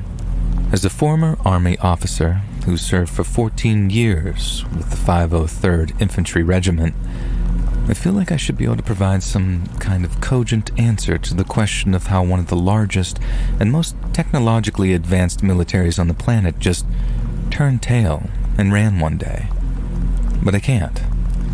And over the next decade, you're going to see 100 different books, movies, articles, documentaries, and TV specials, all attempting to explain what happened during the summer of 2021. They'll talk about how rumors of a Taliban troop build up boar fruit, how they captured town after town as they slowly surrounded Kabul, and how what started with innocent Americans falling from the 100th floor of One World Trade Center ended with innocent Afghans falling from the wheel wells of a soaring C-17. But it'll take a long time to be able to piece it all together and properly explain how the finest fighting force the world has ever known managed to snatch defeat from the jaws of victory. That's something I could never hope to achieve on my own. But what I can do is tell you how the United States managed to lose one very specific district nestled up in the mountains of Kunar province, named Asadabad. Asadabad is the smallest of Kunar's 16 administrative districts and consists of a small village from which it derives its name, along with a 50-mile-long strip of flat, fertile valley carved out by the Kunar River. It's home to around 35,000 people, a third of which live in the village while the rest are scattered around the valley floor in mud brick compounds that are almost 1,000 years old. It's a pretty unremarkable place in eastern Afghanistan, and if you don't know what I mean by that, think crystal clear blue skies, stunning semi-alpine vistas, and grinding subsistence poverty. But what did make Asadabad remarkable was the fact that its district center was only 7 miles away from the Pakistani border, which made it a major smuggling route for the Taliban's weapons as well as its opium. I know those guys waged a major PR campaign after they took over and made a big deal out of eradicating Afghanistan's poppy fields to show how anti-vice they are. But when they needed money for weapons and ammunition, the Taliban had no problem allowing opium traffickers to ply their trade, just as long as they got a tasty cut of the profits via the heavy taxes they imposed. They made a lot of money that way too. So in the winter of 2008, we rolled into Asadabad with the goal of cutting off their smuggling routes. The first problem we encountered was that Asadabad's chief of police was corrupt to the core. He was taking money from the Taliban to keep his officers away from certain areas. He was taking money from the smugglers to turn a blind eye to their operators. He was also taking money from a group of guerrillas turned gangsters called the Haqqani Network. But try as we might, we could never figure out why they were paying him, only that they were. And so the first thing on the agenda was finding a replacement. The 503rd might have been responsible for the combat and supply end of things, but all of the civilian administration fell under the jurisdiction of the Department of State. The DOS had an HQ over in Kabul, and every so often, they'd fly over a representative on a Chinook to liaise with our battalion commander. And then one day, the DOS Chinook touches down at our battalion HQ, but the representative isn't alone. He brought the chief of police's replacement with him, and his name was Najibullah. Chief Najibullah belonged to a large family that, for reasons that were never fully explained to us, had been kicked out of Asadabad many years earlier by the Taliban. Najibullah and his boys hated those guys, and we were very confident that they'd perform better than their predecessors, who had melted away whenever the Taliban launched attacks. Then, with more of the Taliban's fighters tied down in Asadabad, it would be much easier for the teams of Green Berets to swoop in on the smugglers' transport routes and choke off the enemy's largest source of revenue and supply. At least, that was the plan. But whenever I think of plans these days, I'm reminded of a poem that I had memorized back at West Point. But little mouse, you're not alone, and proving foresight may be vain. The best laid plans of mice and men go oft awry, and leave us only grief and pain. For the first couple of weeks, Najibullah and his boys performed exactly as expected, and they were a huge upgrade compared to the police officers the previous regimental combat team had worked with. Having our Afghan national police officers actually doing their jobs added a very fragile but much-needed layer of security to the district, which meant the Taliban started to have problems maneuvering, evacuating wounded fighters, and getting ammunition to their key firing points during firefights. As you can imagine, that made our offensive operations run much smoother and meant that we finally started to make some serious progress in terms of stopping the flow of weapons and opium going back and forth across the border with Pakistan. Najibullah was tough, and he had an ego about him, but the effect that he had on our area of operations was phenomenal. And so for a while, we were all his #1 fans. But then, when the winter came to an end, and as the spring fighting season started to approach, we noticed that Najibullah's methods of enforcing the law were becoming more and more robust, for lack of a better word. One morning, around the middle of February, word filtered down the chain of command that a village elder had approached Battalion HQ to make a complaint about Najibullah. The chief, along with some of his fellow officers, had been searching a compound in the valley when a young boy began to talk back to him. Najibullah flew into a rage and started smacking this kid around. Then, when the boy's father demanded that he stop, Najibullah ordered one of his officers to hold the father at gunpoint and then proceeded to beat the man's son even harder.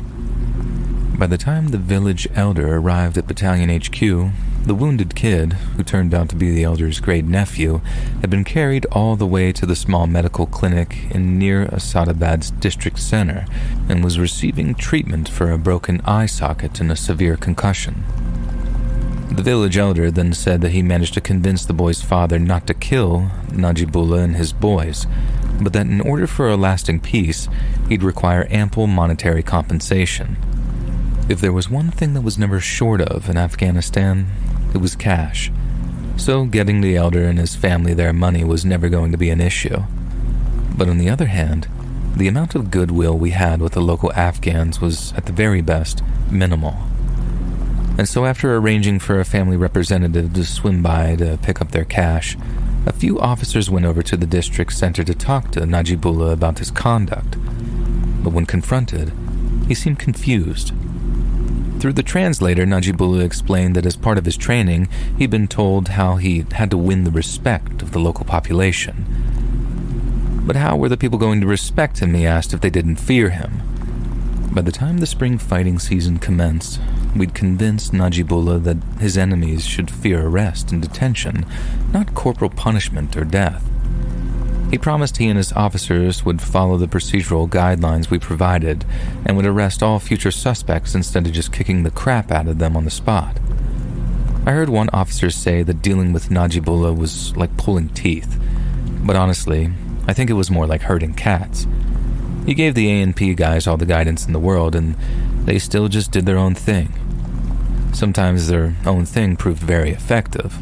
Like this one time when they rolled back into the district center carrying several kilos of raw opium they'd confiscated from some smugglers who they'd managed to ambush, forced to surrender, without even a single shot being fired.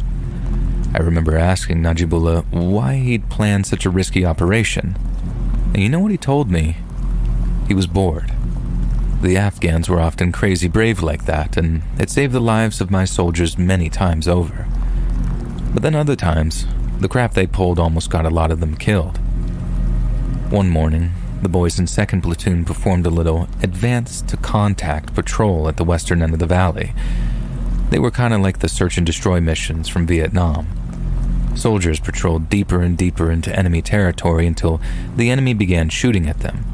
But then if the soldiers were fired upon, they knew that they were headed in the right direction, at which point they'd advance under fire, destroy or rout the Taliban, then return to their operating bases for coffee and MREs. There was a place where 99 times out of 100, we'd start taking AK fire once we arrived. But then on one particular morning, an eerie silence hung over the landscape and the Taliban were nowhere to be found. That marked the first time ever that we'd reached that western point in the valley and not been fired upon, so naturally we were very keen on figuring out why that was. My platoon made its way back to our FOB, then a detachment consisting of myself and a few guys from 2nd Squad walked all the way into the district center to speak to the lieutenant colonel and give a full, in-person report on what had happened that morning, or more accurately, what hadn't happened that morning. The moment we walked into the compound which housed the district center, which consisted of a whole bunch of administrative buildings, we saw some of Najib's boys hanging out smoking cigarettes and drinking chai. This wasn't out of the ordinary because it was approaching the hottest part of the day when the Afghans traditionally took a break. But as we walked past and said our salams, one of them says in broken English, "Taliban finish, Captain. Today. Taliban go home. No fighting." Me and my guys stopped dead in our tracks like, wait, what? How did they know? While Najib's guys had these big grins on their faces. It was possible that they too had noticed the absence of Taliban fighters that morning, but those big crap-eating grins made me suspect that they knew something we didn't.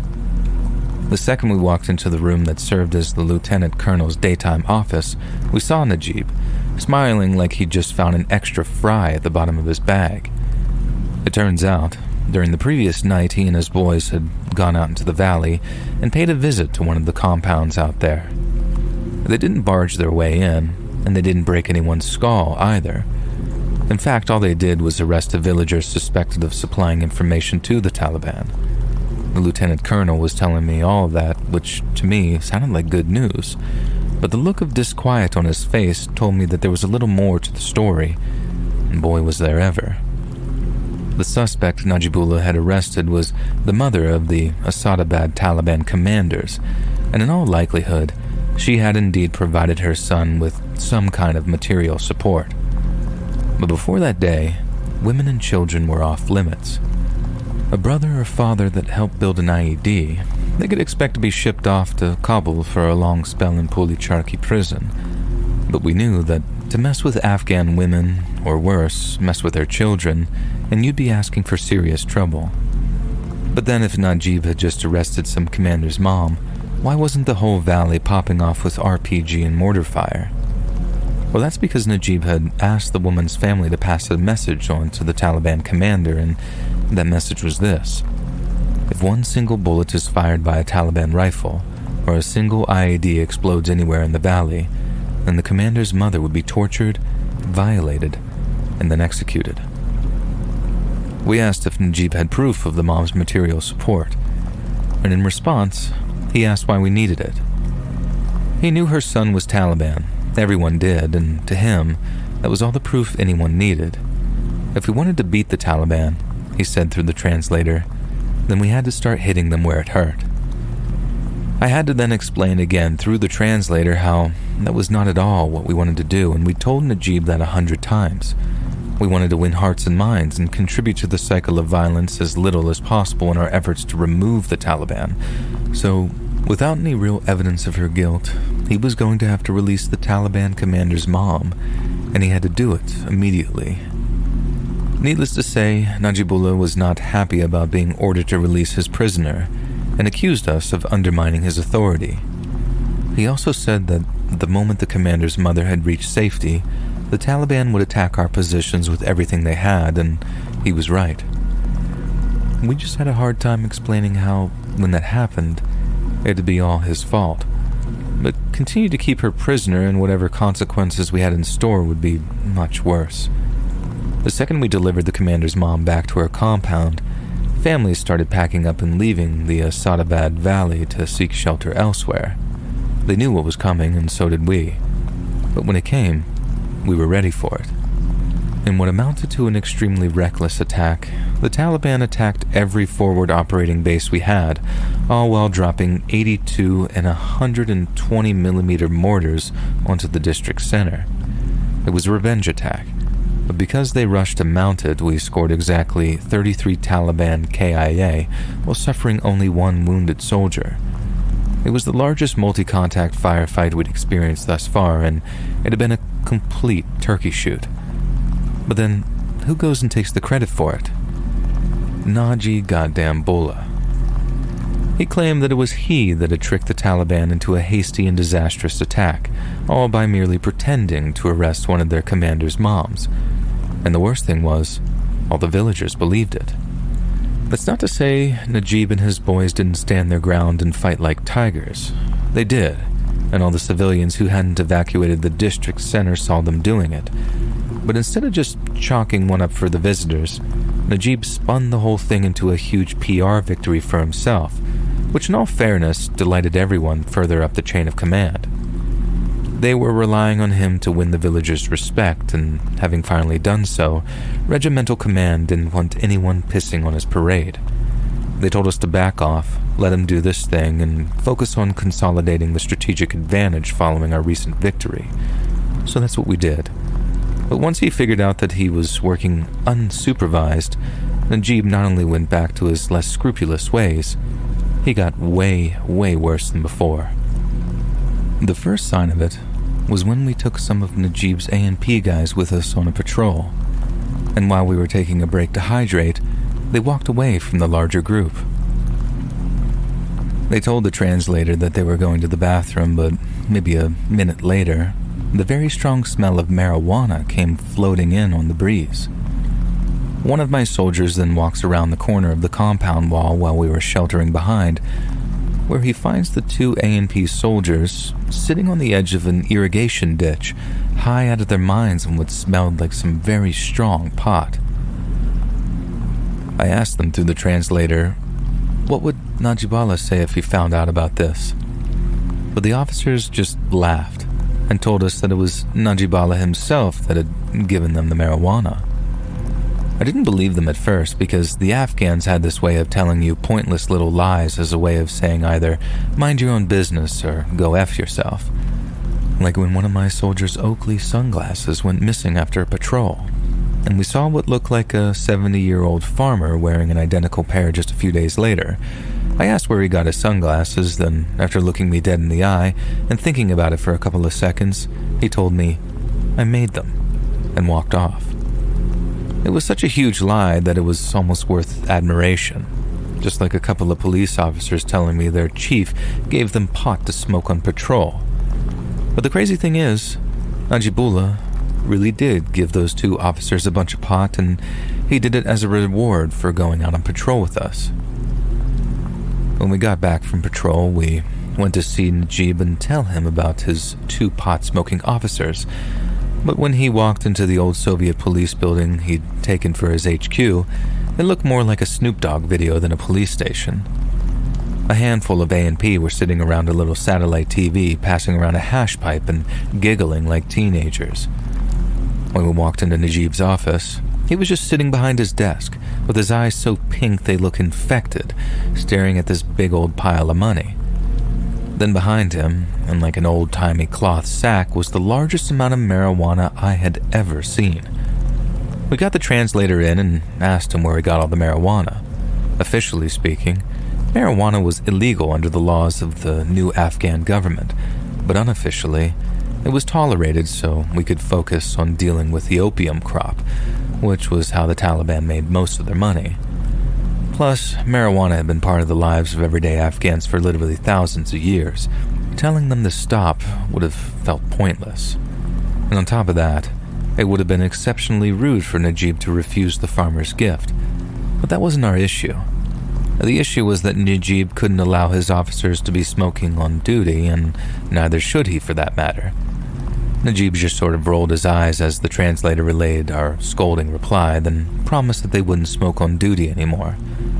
But just days later, he went back on his word and explained that he needed to give his officers marijuana to smoke or they'd refuse to go out on patrol. And that was complete horse crap, but it wasn't really marijuana use that was bothering us. It was all that money that he had on the table. The money that was given to Najib to pay his officers always came perfectly stacked and shrink-wrapped, and it was all brand new, crisp, clean bills. But the bills in the pile of cash on Najib's table looked old, creased, and used. We asked if he was taxing the villagers or taking bribes of some description, but he took terrible offense to that and insisted that it was his officers' pay.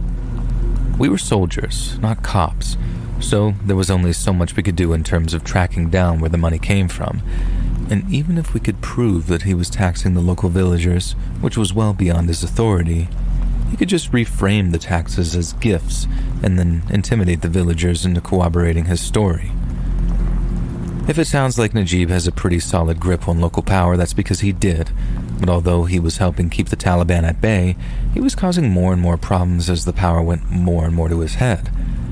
But the thing that I have about power is it requires a hell of a lot of self-discipline, because without it, you don't just lose the men under you, you lose yourself too. About a week or so later, we were still trying in vain to get one of the villagers to admit that Najib had been taxing them. They were all so scared of him at first, and it seemed like no one was going to tell the truth. Then suddenly, someone came forward with an incredible accusation. 2 farmers, brothers whose families lived in the same compound, finally confirmed other suspicions that Najib had been taxing them.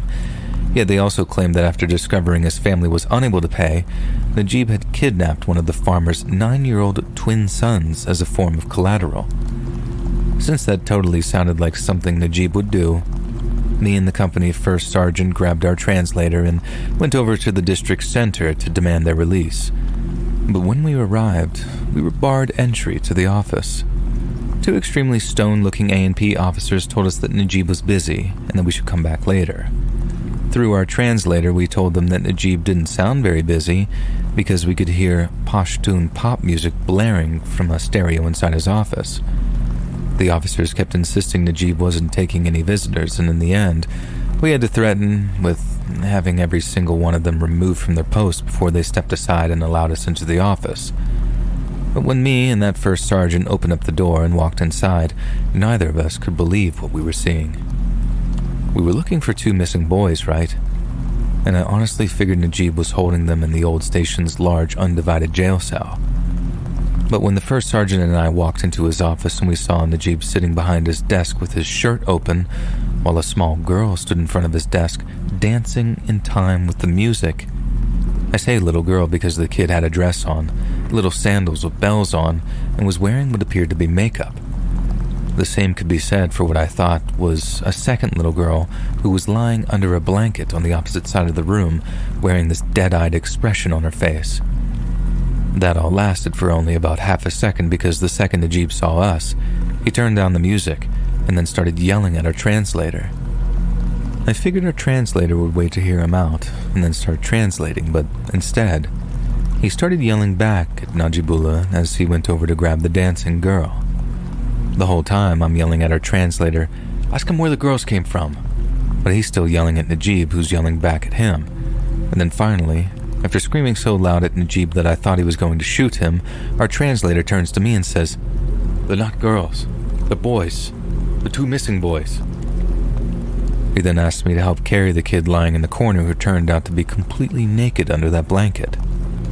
Now, side note, I just literally had to get up and pace around the room for a while because what I'm about to go into is possibly the most disturbing and upsetting thing I've ever learned in my whole life. And for those of you that are about to be eternally scarred by what I'm about to tell you, then I sincerely apologize. And for those of you that don't believe me, then I implore you to look it up, because every word of what I'm about to tell you is true. In Afghanistan and northern Pakistan, certain men practice an ancient tradition that they refer to as bachabazi. Bachabazi is when older men take a young boy who hasn't gone through puberty yet, and then they dress him up like a little girl and make him dance. Now, this might just sound a little goofy or perhaps a little cruel, but it gets way worse than that. Because after they're done making the boy dance, the older men in attendance take turns doing things that no grown man should be doing with a child. Seeing it up close for the first time, but only seeing the dancing phase, the first sergeant and I had no idea what we were looking at. But our translator did, and after handing over the kid that he was carrying to the first sergeant, we had to talk him out of walking back into the police HQ and shooting Najibullah dead. As you can imagine, we reported what Najib had been doing to regimental command, but what we were told was jaw-dropping. We were told that it was an internal issue, a problem only the Afghans had the remit to solve, and since Najib was still coasting on the victory of the late spring, none of his superiors wanted to replace him. And in so many words, we were told to ignore it. And hearing that made us feel physically sick. But even worse, we had no choice but to try and keep word from spreading among the soldiers. And that is something that still keeps me up at night. If I allowed the details of Najib's nightly activities to spread among the platoons, one of my soldiers would end up fragging him. And despite me also wanting to end his life, if Najib ended up dead, a veritable shitstorm was sure to follow. Our only hope was that one of the higher-ups saw fit to replace him, and sooner rather than later, because Najib's popularity among the villagers that didn't already hate him was starting to plummet. We knew things were reaching a breaking point when some of the A&P officers started to desert their posts. Not all of them were okay with him diddling kids in his office no matter how much cash or dope he offered them, and he did end up diddling more kids in that office. And so one by one, all of his guys just up and deserted in the middle of the night, until all that were left were a handful of his brothers and cousins who, for the record, were also taking part in the Bachabazi sessions. We ended up pleading with our CO to get on the horn to Kabul, because we needed at least a dozen new A&P officers to maintain security around the valley floor. But before that could ever happen, everything suddenly came to a head. Remember the guy who we delivered cash compensation to after his nephew talked back to Najibullah and got his ass beat? Well, we're out on patrol one day and he's out working one of his fields as we're passing. Then when he sees us, he comes running over and starts yelling at our translator saying he needs to talk to us. The farmer and our translator then talk for a good few minutes before finally they stop talking and our translator turns to me. It looked like he was struggling to find the words for a second, then when he spoke, all he said was, "I think you need to pull your guys out of the district center tonight." I asked him why, and he tells me, "Trust me, take you guys out of the DC or they'll all be killed." Obviously, I'm not taking orders from a damn translator, no matter how much I like the guy, so I order him to start making sense already and to tell me what the farmer had said. According to the translator, the farmer was talking indirectly, in riddles almost, because he couldn't be heard giving Americans information on Taliban attacks. But essentially, what the guy was trying to tell us was that something big was coming, and it was coming that night, and it was going to be bad.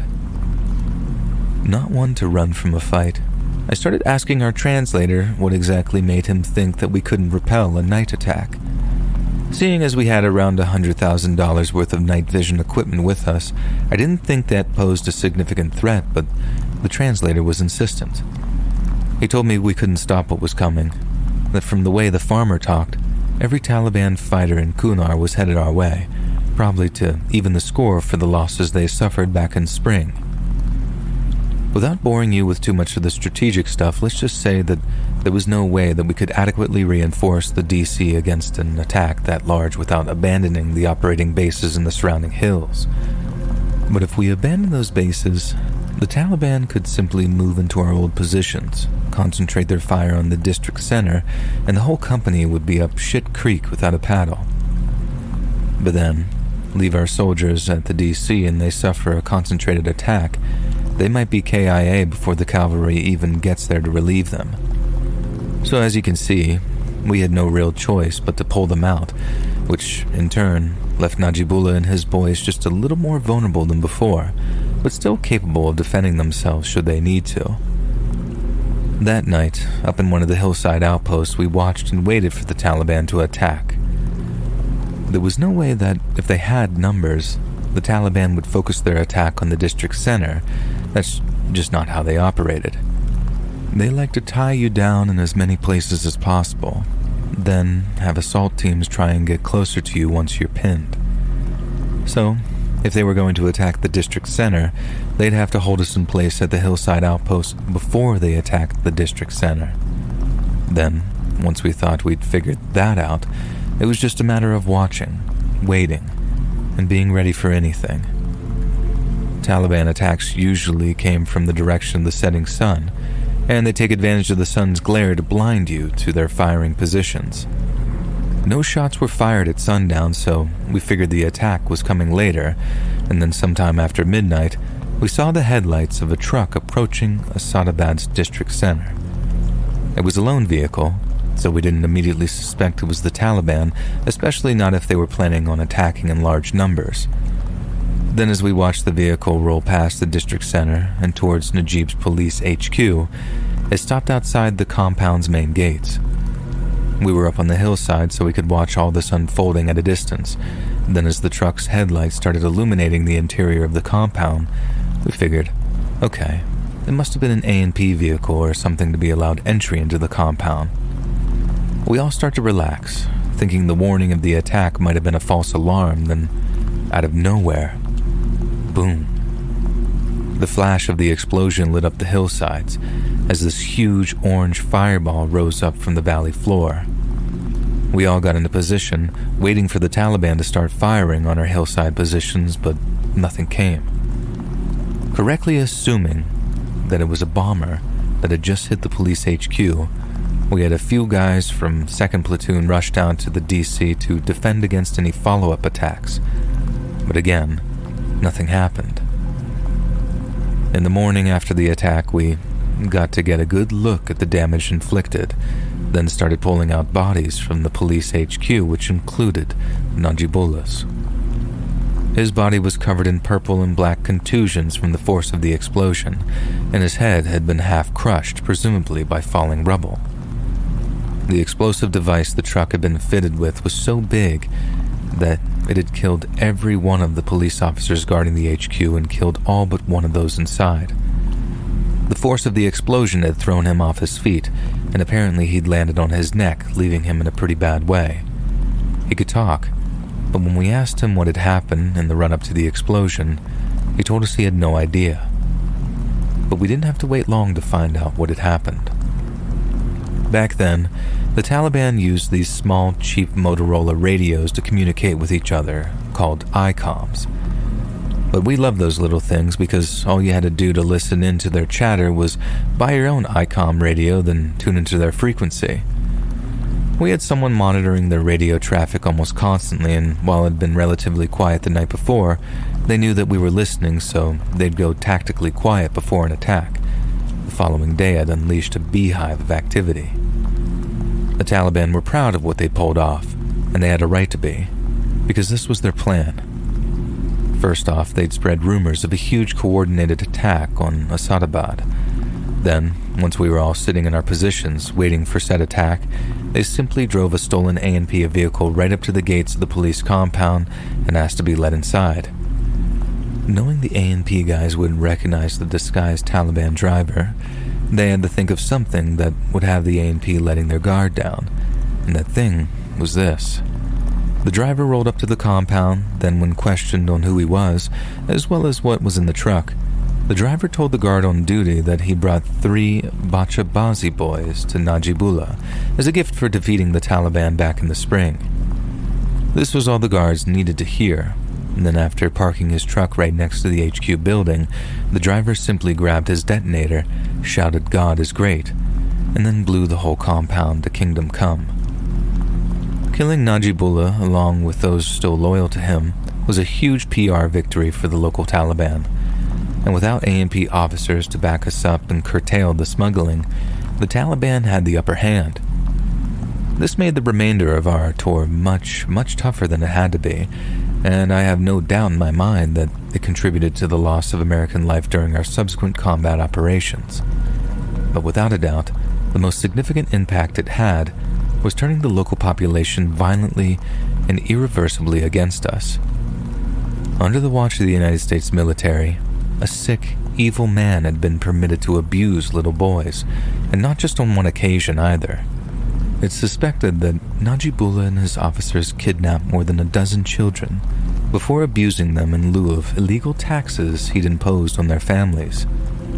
If someone did that to me, and one of my kids, I'd do just about anything to see them dead, and I wouldn't shed a tear if the people protecting the abuser died either. Especially if they'd come from some faraway place and had long outstayed their welcome. Like I said at the beginning, I can't tell you exactly how or why we lost the war in Afghanistan. I just know we wouldn't be the first great power to admit defeat there. Because as our own society begins to display some subtle and not so subtle signs of decline, perhaps Afghanistan will once again have earned its nickname as the graveyard of empires.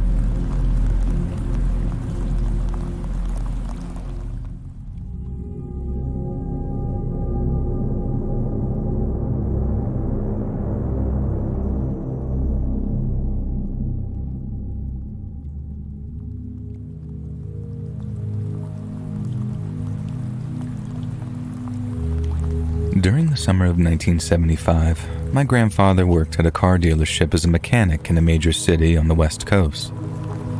That was where my Aunt Cece got her first job as a receptionist for the dealership. They were from a small town out in the countryside, so she was excited to start work in the big city as Cece had just graduated high school and wanted to save up for an apartment. Despite the fact that she was in a major city, Cece's job was what you'd expect working as a receptionist inside a car dealership. The immediate area was devoted to industry work and other car dealerships. It was, in effect, a social dessert for a 17-year-old social butterfly like Cece. This was a blue-collar area that was predominantly dominated by men working hard and dirty jobs. And despite that, Cece enjoyed her work and the chance to carpool with her dad and get along great with the staff with what my grandfather called the gift of gab. She could make friends with anybody. And now, as it was 1975, most transactions were done in cash, and as a result, paperwork and money deposits had to be done with daily trips to the bank. That task fell upon Cece as part of her duties, and she was entrusted with taking deposits to the bank located within walking distance of her place of employment. As she worked in a successful car dealership, she could deliver thousands of dollars in cash per deposit. To put the money in perspective, $2,000 in 1975 equivalates to well over $10,000 USD based on today's inflation rates. And so here was Cece, a lone 17-year-old girl with a daily routine, walking from a popular car dealership to a bank with large sums of money at a somewhat isolated and rough neighborhood inside a major city. To say that her employer did not foresee an opportunity for disaster was naive on their part, and for my grandfather as well. All that I can say about that relaxed attitude was that the 70s was an entirely different world almost 50 years ago, and Cece was the one to pay the price. On that summer's day, the dealership had quite a few successful transactions that resulted in netting over $3,000. So with the paperwork done after lunchtime, Cece put the money into her purse and began the short walk to the bank. She was a few minutes into her journey when a rusty van screeched to a halt behind her. Before she could react, the sliding door opened and a man pulled her inside. The door slammed shut and the engine revved as they sped off.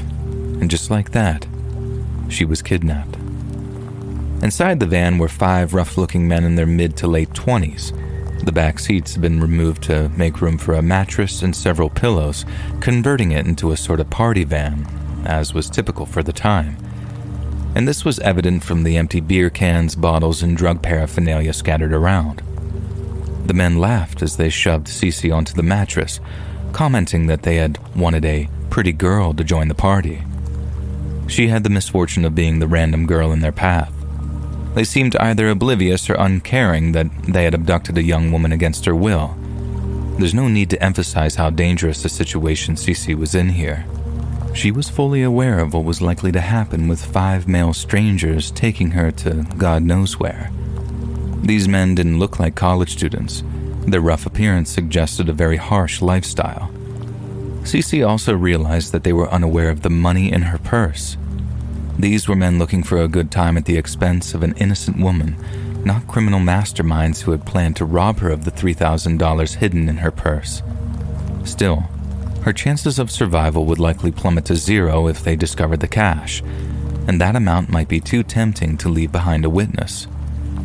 Cece then did what she did best. She kept her cool and turned on the charm. She laughed along with the men, as if being held against her will was just some joke, saying something like, well, you guys seem pretty cool. It's too bad I can't party with you since I'm expected back at work. I mean, I'd hate for all of us to get into trouble. My boss will be mad if I'm not back soon, and he'll definitely call the cops with what's been happening lately." At the time, the then unidentified serial killer Ted Bundy was active on the West Coast, particularly in that city. Cece and her sisters had even cut their hair short as a precaution because Bundy's targeted victims typically had long hair. These murders were at the forefront of the public's minds, and Cece used that as leverage to make their kidnappers take her word seriously. It was enough to plant a seed of doubt in their minds. Their intentions have never been good, but now they faced the added risk of her being immediately missed and the cops quickly getting involved. Cece continued talking to the men as they mulled over this information, all the while downplaying her own fear. "You guys don't really want to do this, do you? My boss is really strict about my breaks, and we'll all get into trouble real soon. I don't think any of us would want that." In the end, those terrible men decided that she wasn't worth the trouble. They pulled over near a grocery store, opened the door, and let her out before quickly driving off. Cece, still clutching her purse with the $3,000, ran into the store to call her dad. The cops got involved, but without any identification or license plate, these kidnappers were never caught, and no follow-up was ever made. In retrospect, Cece's kidnapping might not have been taken seriously by the police. I mean, this was 1975, just 1 year after American women were even legally allowed to open their credit cards without a male partner. It's frustratingly likely that Cece's abduction would be written off as a harmless joyride prank since she was neither assaulted nor robbed. And, hopefully, those men thought better of trying again with another innocent bystander, but sadly, that might just be wishful thinking. Now, I want to end this story by saying how much I love my Aunt Cece and how grateful I am that she is a part of my life. She is an incredibly brave woman who has had many adventures traveling all over the world, doing photography and using her gift of gab to cultivate friendships that cross cultures and language barriers. I'm glad her narrow escape from abduction as a teenager did not diminish her adventurous spirit, but instead taught her how to survive in this very dangerous world. She has many stories, but she tells this one as a lesson in not becoming too relaxed in daily routines and in keeping emotions in check during frightening situations.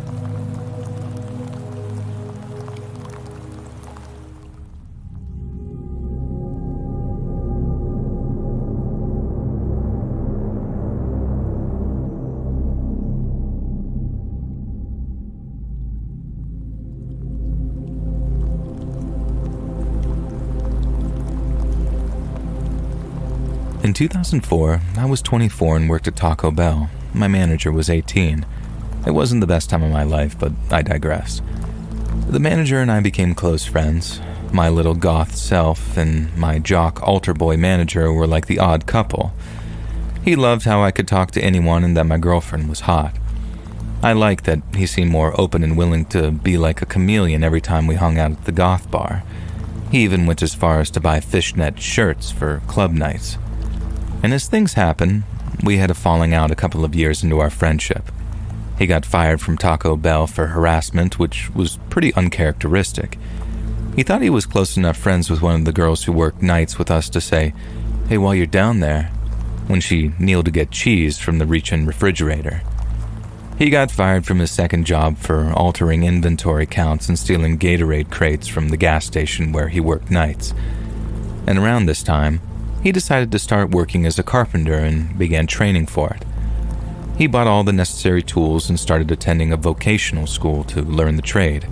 And soon, he was having fun hanging out into the wee hours of the night with his new friends from class, and by this point he was 21. One night while driving back from a bar, he was far too drunk to drive. He hit a median on the freeway, rolled his car, and broke his leg. The rent and cleaning fell to me.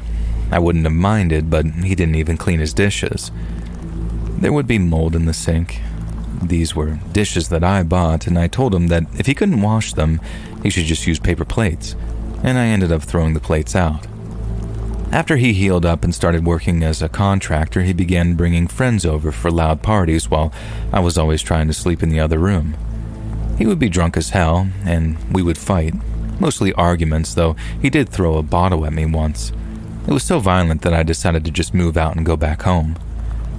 A few years had passed, and in 2012, I graduated from college and moved to northern Wisconsin to work at a TV station. While having breakfast at a restaurant with my girlfriend, I got a text message from a friend back home asking what my old roommate's last name was. I told him, DeHunt, and sent a picture. "Is this him?" he asked. "Yep," I texted back. And then he sent me a picture of the whole newspaper, and I almost threw up. There was the church kid, and carpenter turned thief's mugshot.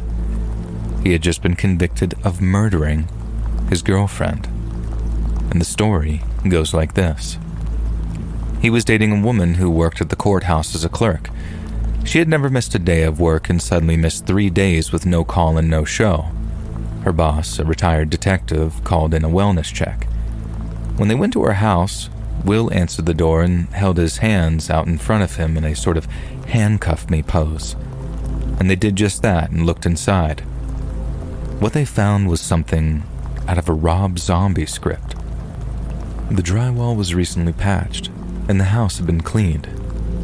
They peeled back the drywall patch and found black contractor bags with pieces of his skinned girlfriend inside. He had gotten drunk with her and they fought. He threw an ashtray at her, hitting her in the head. She fell and smacked her head on the counter.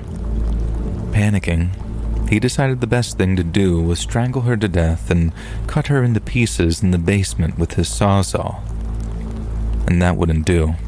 On garbage day, people could see that it was a person, and so he used an X-Acto knife to skin the pieces, put them into the wall, and patched it up. I really did dodge the bullet. I could have been the first victim if I didn't move out of the way of his beer bottle that he threw at me so long ago.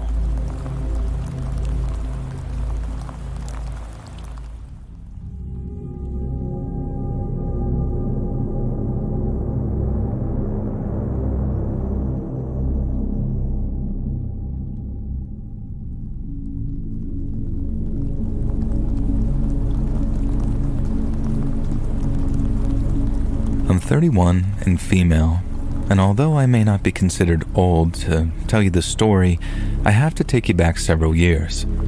At the time of this incident, I was 24. I was working for a popular convenience store chain in my area and had managed to climb up the promotional ladder to assistant manager. Often, I was the closing manager on duty, which typically wasn't an issue. I was employed in a suburban area of North Carolina, and my store didn't close until 10 p.m. I had worked plenty of closing shifts despite the climbing crime rate in my area. I considered myself someone who could handle things on my own. But one night, that confidence was shattered. Because until you actually have to handle yourself, you truly don't know if you can. I came into work that Friday at my usual start time of 3 p.m. and was scheduled to close. My last employee shift ended at 8 p.m. Typically, after that time, there was nothing much to do in the store except for front-facing, cleaning, and other closing duties. And once those were finished, I usually spent my free time on my phone until it was time to lock up and clock out.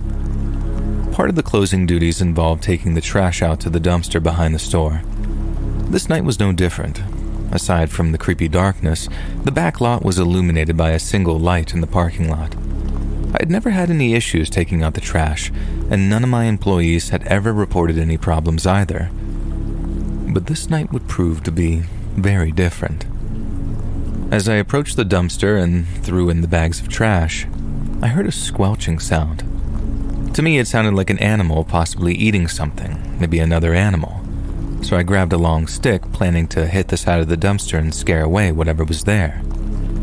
I stepped to the side and peeked around the back corner of the dumpster, and that's when I made eye contact with a man crouched down. He was looking over his shoulder with a knife in his teeth. As we locked eyes, he continued to saw into something, producing a lot of blood. Not wasting any time, I maintained eye contact with him as I slowly backed away. He grinned, the knife still between his teeth, and began to stand. I still had no idea what he was sawing into. Honestly, I didn't want to find out, and still locking eyes with him, I backed away faster, calculating when to turn and run for my life back into the store. About halfway through the back lot, the man, now on his feet, began walking toward me. When I decided to run, it was like he read my mind. He charged at me. I took off with every bit of speed I could muster, reaching the back door of the store just as he got there. I slammed the door shut, locked it, and set the alarm. Shaking, I pulled out my phone and called the police. All the while, this stranger was banging on the door, yelling in some strange language that I'd never heard before. About 20 minutes later, I was hiding between the aisles in the store because the entire front of the store was made of glass and he could see me if he looked in. Then, I heard a tapping sound on the glass door. At first, I froze, thinking it was the man with the knife. But soon, an officer announced his presence, and slowly I crept out of my hiding spot and saw 3 local police officers with flashlights. I went to the door and let them in. As we made our way to the back of the store, I explained that the guy had stopped banging and yelling a while ago. I didn't think that he was still there, but there was no way that he could have cleaned up everything behind the dumpster in that short period of time. I turned off the alarm and unlocked the back door for them to go outside, and curiosity got the best of me and I followed, eager to see what they would find. One of the officers asked me to point to where I had seen the man. I pointed to the only dumpster in the lot, explaining that he was crouched behind it, sawing into something that was producing a lot of blood. And just as I finished explaining, another officer shone his light on the asphalt and said, "Oh, y'all gotta take a look at this." We could all make out the clear impressions of bare human footprints in what seemed to be a brownish-red liquid leading across the lot toward the store and fading out about halfway back. Perhaps to rule out the possibility of some cruel joke, 2 officers pointed their flashlights at my feet, confirming that I was indeed wearing my non-slip black work shoes and had no blood on me. Approaching the dumpster, one officer positioned himself in front of me while the others drew their weapons. One of them shouted in a very stern voice, "Police officer, if you're back there, show yourself. Come out with your hands up." And there was no response. As they turned the corner, they all sighed in unison, and what they found was a pool of blood, a knife, but no person. There was no animal or body, just blood, and a lot of it. They cordoned off the scene with yellow crime scene tape and began gathering some evidence, eventually allowing me to leave after giving my statement. The man behind the dumpster was apprehended a couple of days later, from what I heard, in his own home, which was only a few miles from the store. He was arrested and questioned, and after hours of interrogation, the man admitted to abducting and killing a child from his trailer park. What I witnessed was the dismemberment of this child. His pursuit of me was to ensure that if I had seen something, I wouldn't be able to talk about it. After the incident, I refused to close the store again, and my store manager agreed. Not long after, I took a position at another store within the same company in what seemed to be a safer area.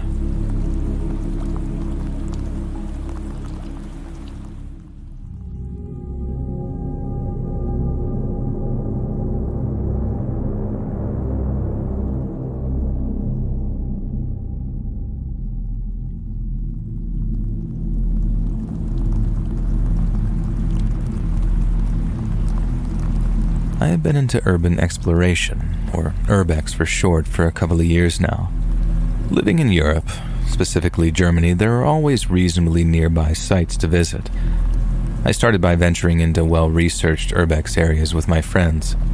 At the time, I was a teenage girl who was afraid to explore alone, afraid of being assaulted, kidnapped, mugged, or murdered. Eventually, after about a year of urbexing with friends, I decided I was competent enough to explore on my own.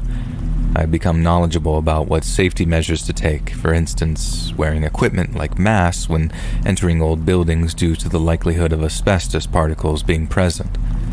One should also wear thick clothes and sturdy shoes to avoid stepping on or bumping into anything sharp and harmful. I always scoped out the buildings and pre-planned entry and exit routes. Additionally, I shared my location with one of my closest friends every time I went on an adventure. I had successfully urbexed several times alone and covered many abandoned places across eastern Germany. However, in July 2018, things went very wrong. It was the peak of summer, and because I had explored almost all the places near me, I had to resort to more tedious methods of finding new spots. I began researching bunkers that were used in various wars in Germany, especially during World War II. I came across one in the depths of a forest about a 3-hour drive from my city. I was quite certain it would be there, and when I arrived, it was. I was over the moon, and I felt like a real explorer uncovering ancient artifacts. The bunker was made entirely of concrete on the outside and showed no signs of vandalism, so I assumed no one else had found it. It took me almost an hour to find a way in. I fiddled with the door, banged rocks against it, and prayed until it finally cracked open, and it was almost too easy. I turned my headlamp on and was wearing a mask and gloves for extra protection. Even through the mask, the smell was foul, as if something had just died inside. The interior was surprisingly large, and the floor was littered with papers and trash. What began to freak me out was in one of the sleeping quarters, I found a pillow that was slightly ripped open, and when I picked it up, I realized it was filled with hair. Human hair, I think. This filled me with dread as I immediately assumed it was the hair of Jewish prisoners from long ago, and I began to think of the horrors they experienced. I suddenly wanted to leave, but I forced myself to stay as I didn't want to drive 3 hours for nothing. When I pulled my eyes away from the pillow and scanned the room, I noticed something strange and out of place. It was an eaten can of beans with a plastic spoon in it. The paper can wrap was still vibrant. I carefully picked it up to examine it and read the expiry date, July 11th, 2018. I was a bit freaked out, but I chalked it up to someone else exploring this place before me. However, as I continued exploring, I started to see more signs of modern life. Food packaging, decent clothes, an air freshener can. The rotten smell became more pungent as I walked around. As soon as I entered the next room, I was hit by a putrid smell that made me feel sick. As I recovered, I began to look around the room and almost jumped when I saw 3 bodies. The first thought that rushed into my head was that this place was occupied by squatters, but clearly, they were dead. It was a heavy-set old man, a woman of similar age, and very distressingly, a small boy, maybe 9 years old. Their bodies were swollen, and their skin was purple and waxy. They didn't look human. The older man was lying on his back, his stomach mutilated, wearing only khaki trousers. The image of his entrails, dehydrated and almost black in color, still haunts me. The woman was completely naked and covered in bruises. There was blood on her private parts and her breasts had been cut off. Her face stared at me and I was horrified. And the poor child's face was unrecognizable. Dried brain matter and black blood covered him. I began to cry. I couldn't even breathe. Thousands of thoughts consumed my mind. What if the person who did this was close by? What if they found me? I would end up dead just like that poor family. I went to call the emergency services number for my country, but there was no service where I was.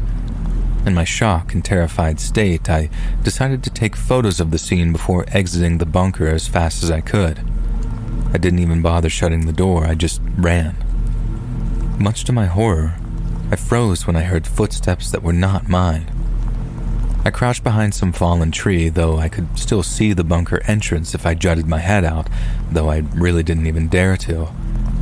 I heard a male voice seething, and then yell, "I wasn't expecting visitors," in German before stomping into the bunker. I felt the biggest relief that he decided to forego scoping the area out first, and when I thought that he was deep enough into the bunker not to hear me, I ran as fast as my body could allow. I remember that the road was about a 30-minute walk from the bunker and ran for what felt like ages. As I saw the road, I heard a vicious scream and running behind me. Freaking out, hearing the crazed murderer chasing me, I put every ounce of survival I had into running for a few more minutes before finally crawling up to the road and to my car, which was about 200 meters from where I emerged. My keys were in my backpack and my shaky hands weren't helping me open the zipper. However, when I got them, I looked over and saw his figure climbing onto the road from the forest. He seemed to be about 60, was quite tall, maybe 180 centimeters, and very bulky. In his hand was a large knife that looked pretty well used, and I managed to get into my car and lock the doors just as he slammed into the window, banging on the glass, cursing at me, his crazed blue eyes wide and bloodshot. I started the ignition and drove over 140 kilometers per hour, well over the speed limit, though I didn't care. And looking back, I'm so grateful that he didn't think to slash my tires and instead was too focused on screaming at me. I stopped at the nearest petrol station and called my father, telling him everything.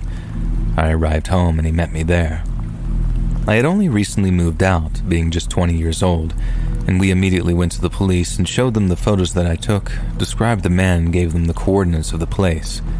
They said that they would check the bunker out, but I never heard back. Since then, I have never done urbex again, and for a long time I couldn't go out alone.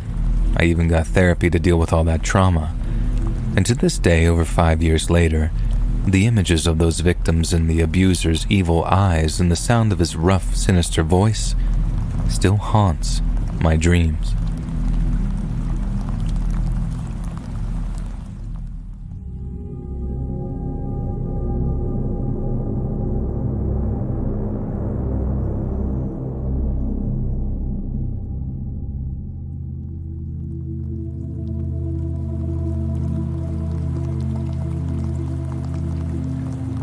To start off, this is a bit longer.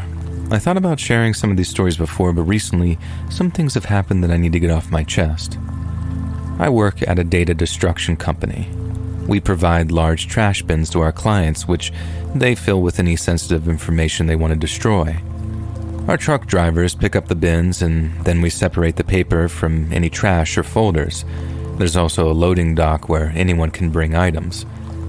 After that, everything goes to the shred floor, which is where I work. These shredders are large and can destroy up to 2 tons of paper a day. Now, sorry for the logistics, but it's hard to tell this story without explaining how it all works.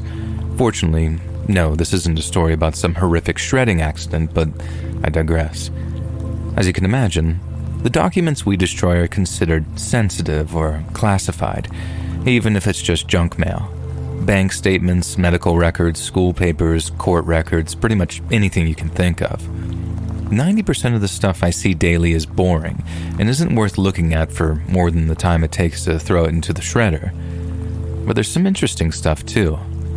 In the 4 months I've worked here, I've seen social security cards dating back to the 30s or 40s, report cards from the 50s, rosary beads, religious pamphlets from the 40s, which you can guess are very sexist, condoms, thankfully unused, a family photo album from the 70s full of photos from a trip to Disneyland, and even cash, the largest sum being $11,000 that a family unknowingly dumped after their mother passed away. And with an amount this high, we found the family and returned the money, and most cash gets thrown into a fund for a Christmas party for the employees. These are just mildly interesting things in what is largely a lot of extremely boring material. However, there's also a darker side to what we're destroying. No one ever thinks about what happens to things like crime scene photos or autopsy reports after they're no longer needed. Well, you guessed it. They end up with me at the shredder. I'm I'm not a stranger to gore or dark subject matter. I'm submitting this to the subreddit after all, but some things you just can't shake off. Experience number 1. One time I was sorting through heaps of paper with a coworker when something caught our eye. A big folder had spilled its contents, and there in front of us was a stack of about 20 pages, each containing a full-color page-sized image that told a story. It was a warehouse setting, with a big red container that appeared to be full of ashes. As we went through the photos, we saw him. Among the ashes was a highly visible vest, and in the vest was the charred body of a man. From what we could tell, this man had fallen or been pushed into an incinerator. The aftermath showed him burnt to a crisp, with close-up photos of his genitalia, face, hands, and burst abdomen exposing his intestinal tract. Experience number 2. Since we sort out all the trash from the paper, we end up with big bins of nothing but garbage. We're talking folders, binders, glossy advertisements, printed photos, VHS tapes, CDs, Polaroids, you name it. These items still contain sensitive information, so they need to be destroyed separately to avoid mixing them with our recyclable material. So, every once in a while we have trash shredding days. Trash days are my favorite because that's where the cool stuff is found. So I'm enjoying the trash shredding when I come across some plastic pages with slots for Polaroids, and think of this like a sleeve for Pokemon cards. I look at the Polaroids, and it takes me a moment to realize I'm staring at a torso full of stab wounds. There were a dozen or so Polaroids, each showing a different murder victim. Gunshot wounds, people who had taken their own lives, slit throats, accidents. 2 of them stand out the most. One was a woman who had fallen backward off a stepladder and was internally decapitated when she hit the wall behind her. The fact that this was just some freak accident was both humbling and disturbing. The other was a fully nude woman whose head was wrapped in duct tape, with her feet and hands also restrained. The only part of her face visible is from her forehead to the bridge of her nose. A look of terror and pain froze in her eyebrows. There are many other things I've seen here that have haunted me, but maybe I'll share those another time. One of the hardest parts for me is feeling like I can't tell many people about it. I never expected that a paper shredding job would put me face to face with such a dark side of humanity.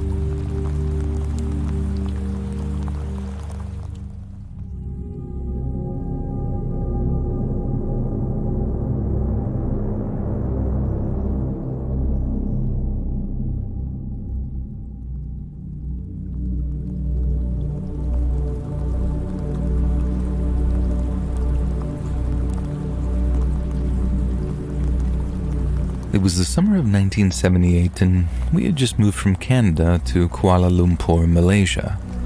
As a 7-year-old child, I was excited about moving to a new country and the adventures that awaited me.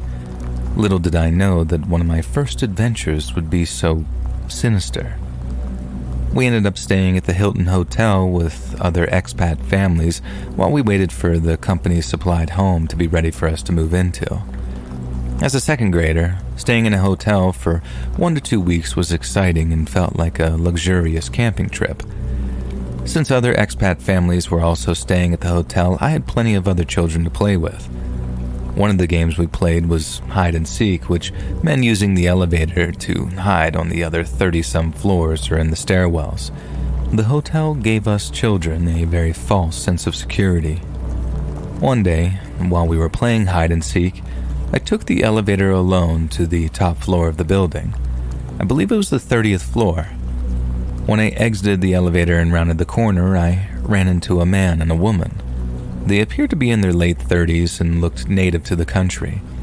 I recall they did not look frightening and were dressed nicely, and despite their normal appearance, their actions immediately suggested otherwise. The man tried to grab my arm, but I pulled away. I backed away from the couple until we were standing about 10 to 15 feet apart. I was on the verge of turning and running, but I understand that there was nowhere to go if a pursuit ensued. A short standoff began. I assumed the man wanted to convince me to come with them willingly because if I screamed, it could attract the attention of other guests on that floor. and so from about 15 feet away, we stared each other down. I was standing closest to the bank of elevators, and they were standing between me and the stairwell. The man took a chocolate bar out of his pocket and held it out to me. This, of course, would require approaching them to take it, and there was no way I was going to do that. The man and woman was staring at me with creepy, fake smiles, and their body language screamed, "We may lunge at you at any moment." As a side note, I remember the chocolate bar had nuts in it, and I hated nuts and chocolate bars. When it became clear that I wasn't going to approach them, I noticed the man's stance shift to, "I am about to lunge at you," and my stance shifted to, "I think it's time to run." Just as it seemed that the man was about to lunge at me, the elevator doors dinged, and someone got off on that floor. I don't remember who it was or what they looked like, because as soon as I heard that sound, I turned and bolted past that person into the open elevator doors. I recall that the man and woman retreated in the opposite direction, perhaps to their room or the stairwell. I never told anyone what happened until decades later, and as a child, I quickly pushed it to the back of my mind until I was much older. It is sobering how the smallest things in life can be so life-changing. I don't remember who got off on that floor, but I remain eternally grateful to them.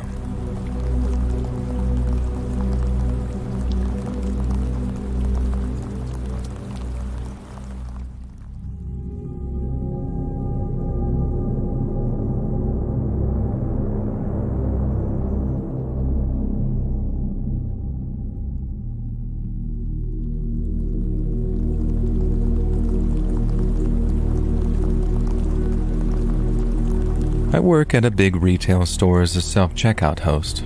Most of my days are spent walking laps and listening to customers saying things like, "I don't work here," or "Why aren't you on the register?" And I understand their frustrations. Usually, there would be 2 or 3 of us at the self-checkout and maybe 2 manned registers open. We got a new guy in, we'll call him Terry.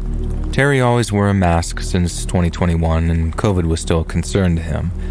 I was training him, telling him to stock candy in bags, and he asked the usual questions anyone would ask.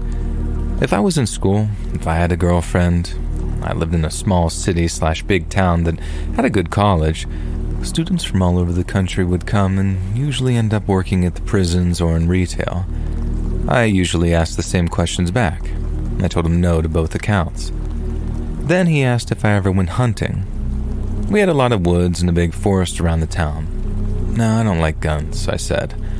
He replied that he'd have to take me one day. A few days went by and he's over on my side again. He asked if I had family in town and if they didn't, whether they lived close. I lived 3 doors down from my mother, and he started talking about hunting again and how he went out with his buddies and started using pack tactics, where they would box in the prey and finish it off. It sounded strange for deer, considering they usually flee at the first sight of noise.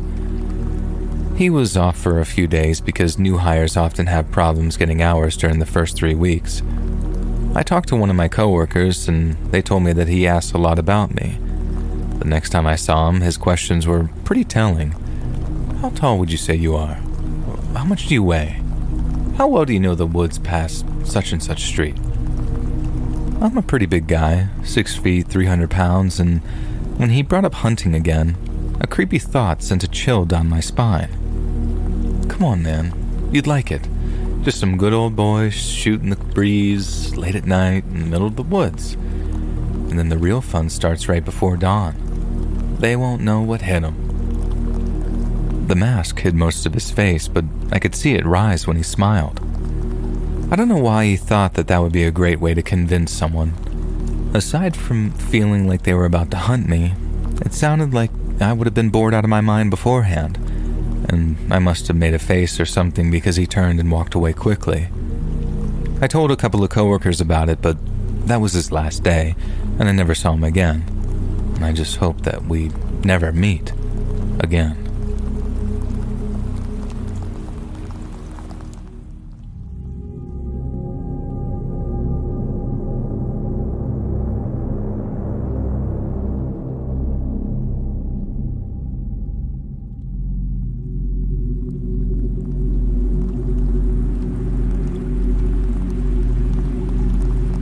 So for context, my mom took a job years ago at a local laundromat because we knew the owner and needed extra money. I was around 10 when she got the job, and she allowed me to come with her because she would give me a little allowance for helping her do small tasks. I ended up going with her every night for years, and as I got older, I mainly went to make sure that my mom was safe because I was worried about her. We regularly dealt with angry customers refusing to leave, most of which were drunk or high, and we had to call the police a few times. My mom was always worried about me tagging along, but I insisted, and to this day I still can't say I regret it. A lot of good came out of it, mainly the work experience, and that made up for how intense it could be. I have a lot of interesting stories from that time, but this one takes the cake for the most horrifying, and it took place when I was about 12. Being the young and dumb kid that I was, I designated myself the job of chasing people off when it was closing time. We would have people parking behind the building pretty regularly, so I would walk to the side of the building and start yelling that they were now trespassing, and I'd call the cops if they didn't leave. I felt that this is important to bring up because I now realize that I let any shady person hanging around the building at night know of my presence, and that's a dangerous thing to do when you're a 12-year-old girl. I was blissfully unaware that anything could happen to me until one night when we showed up to find that the door lock had been broken. My mom had unlocked the building that morning, so it wasn't like this was a break-in attempt since it had been unlocked all day. We were a bit shaken up, but my mom texted her boss to let him know about it and just told me to tell her if I saw anyone pull up. About 30 minutes after, I finished my few tasks and sat down to draw in my sketchbook. I had barely been sat down for a few minutes when I heard the door swing open, which startled me because normally people just knock when they see the very obvious closed sign. My mom noticed it too and yelled out that we were closed. I heard an older man's voice respond, explaining that he had just come in to use our drink machine. We normally let people in to use our snack and drink machines, so my mom told him that he had a few minutes and went back to the closet to grab something. I was sat about 7 feet away from the drink machine, so I heard him walk up, but didn't really pay much attention to him. I continued to draw until I started getting the feeling that someone was watching me, and realized that I didn't hear this guy put any money into the drink machine. I nervously glanced to my left and saw a tall man in his mid-60s staring right at me with this very big smile on his face. I jumped a little, but forced an awkward smile back at him and directed my attention back to drawing. As soon as I did this, I heard what sounded like shuffling, and when I looked over again, and he was closer, I didn't know what to do, so I tried to just not look at him. But every time I would look away, he would shuffle closer. His body was still facing the drink machine, but his neck was craned in my direction, and he wouldn't stop smiling and staring. I began shaking, panicking, and my eyes were darting back and forth between him and the closet door while I tried to plan a fast escape. I went to reach for my knife in my bag because I couldn't even imagine this man's intentions, and quickly realized that it was not there. I had left my knife at home when I needed it the most, and I was petrified. I decided to just stare back at him, despite being terrified, trembling violently, and after what felt like an eternity, he suddenly broke eye contact and yelled to my mom to have a good night, before turning around and walking out. Relief hit me instantly, and I tried to calm myself down after what had just happened. I thought I was finally safe and started to get up to splash some water on my face when I saw him sit down on the bench outside. Panic and dread hit me like a brick, and I sprinted into the closet to hide. I filled my mom in on everything, and she told me to run to the car and she'd get between me and him and pepper spray him if needed. I did as she told me and ran to the car, and as I passed him, he stood up and began walking toward the car. My mom yelled at him to get away from her car, and his reaction was to try to calmly start a conversation about the make and model of her car while staring right at me. She ignored him, hopped in the car, locked us in, and started backing up as quickly as possible. I ducked down in my seat, but could still see him standing there, and I know that he could see me because I watched as he lifted his hand and waved me goodbye before walking around to the back of the building and disappearing into the darkness. I felt sick. I couldn't sleep that night, and I never dared set foot anywhere near the back of the building again, so I guess that was a lesson learned.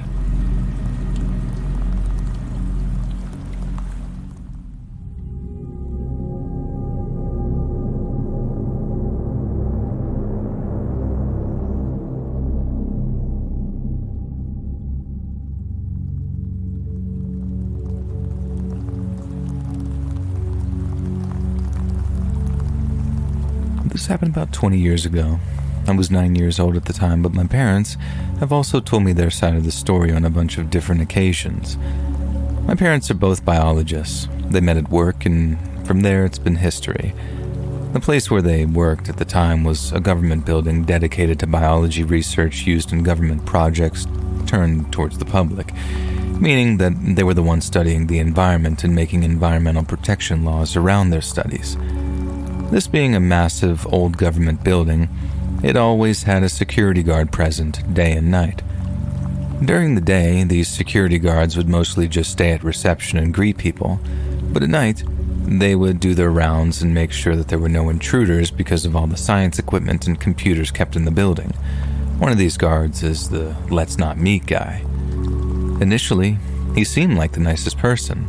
He was really nice to me, and frankly, all the memories I have from him before this were really nice. He would greet me and talk to me in the nicest way every time my parents brought me to work. He would make me paper planes, which he was surprisingly good at, and throw them around with me, and he would stay with me at reception in the days that my parents had to work into the night. Obviously, for me, that would get really boring, really fast, so he'd keep me company and entertain me. Mostly we would talk and play with the paper planes and watch TV, and it all seemed nice enough.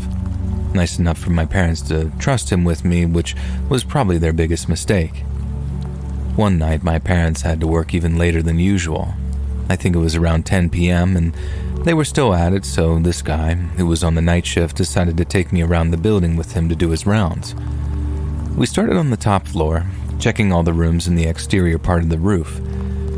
Every room was so dark that I'd always stay a little behind and wait for him to turn on the lights, and then we stepped down to the second floor where my parents' office and labs were.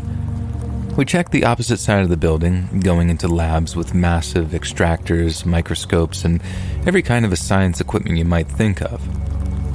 We walked down the stairs to the first floor, where most of the administration rooms were. I still remember seeing some maps on the walls and embalmed fish everywhere serving as decorations. First floor was all clear, so it was time to check the 2 basement levels.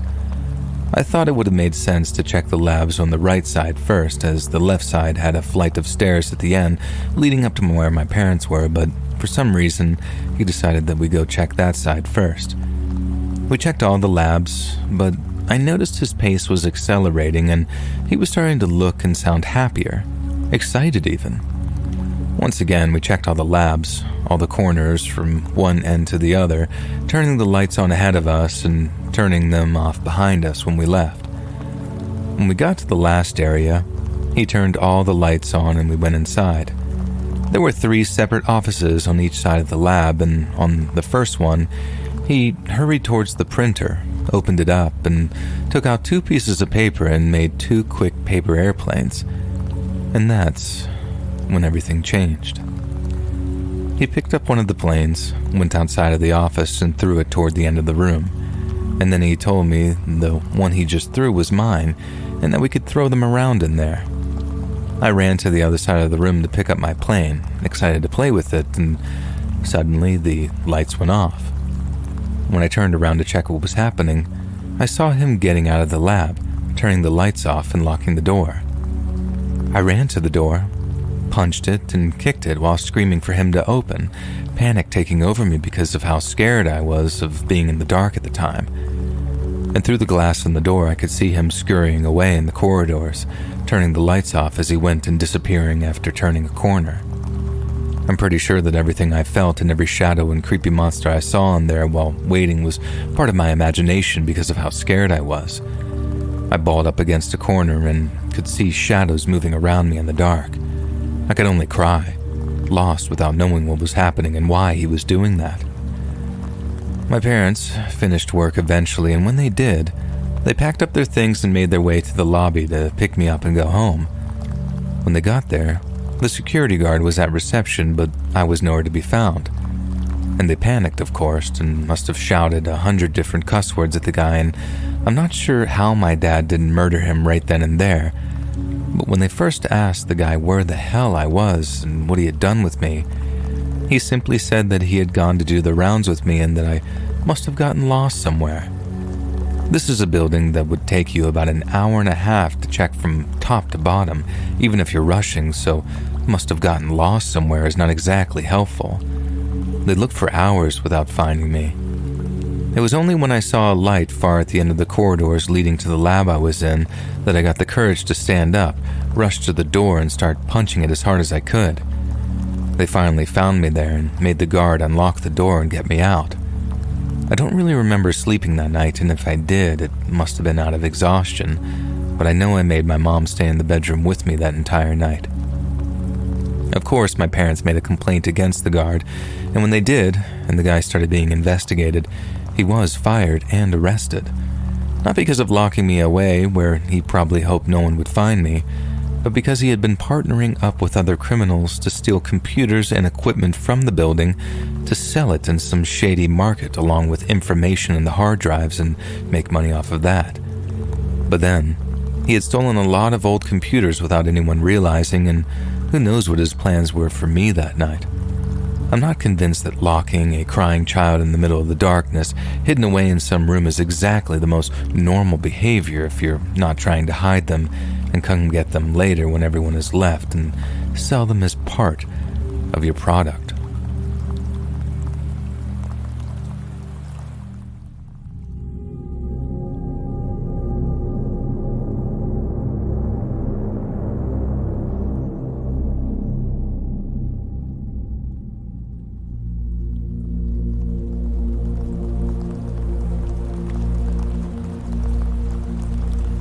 This happened when I was back in high school.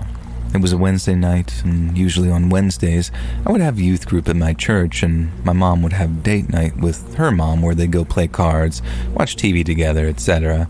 And this would mean that they might be gone till about 9 or 9:30 every Wednesday night. For whatever reason, both of us decided to stay home this night. I was downstairs in my mom's room in the basement watching TV with her. We also had a roommate at this time, and Cinnamon was his dog. The roommate was gone this night. He was kind of a night owl, so when he was gone, Cinnamon would sleep with one of us. I slept on a full-sized futon frame at this time, so even though it was a tight fit for myself and a big old pit bull, I always took the opportunity to have her sleep with me. She was, and still is, a great dog. It was about 8:30. Keep in mind, we usually wouldn't be home at this time, and our roommate was not home either, and I decided to head to bed. The way our house was set up was you'd go up a set of stairs, hit a landing, and then go up another set of stairs, and you'd be looking through the kitchen and living room, and you could see the front door. So Cinnamon and I are walking up the stairs to my room when we hit the landing. As soon as we do, Cinnamon barks a loud bark and books it up the other flight of stairs. I look up and see her booking it through the kitchen, and as I do, our front door bursts open, swings wide, and hits the wall. And I see a man in all black, with his hood up and black gloves on, running out the doorframe, through our porch and entryway, down our front steps and away on the sidewalk. Cinnamon stood barking at our screen door to our porch. It was a fast, loud, shocking event. And it was winter, and pitch black, so I didn't see much else because it was dark and it happened so fast. But I ran over and slammed the front door and locked the deadbolt, and then took Cinnamon and went to my room and locked my bedroom door. I called my mom and told her what happened from upstairs, and she told me to lock the door and stay in my room. That night I didn't sleep much. I was keeping an eye out for any noise or footsteps outside my window, and I swore I heard some things, but ultimately nothing else happened. I spent the night snuggled up to Cinnamon, thanking her for protecting me and being a scary pit bull, even though she was always so gentle, and I'll never forget that.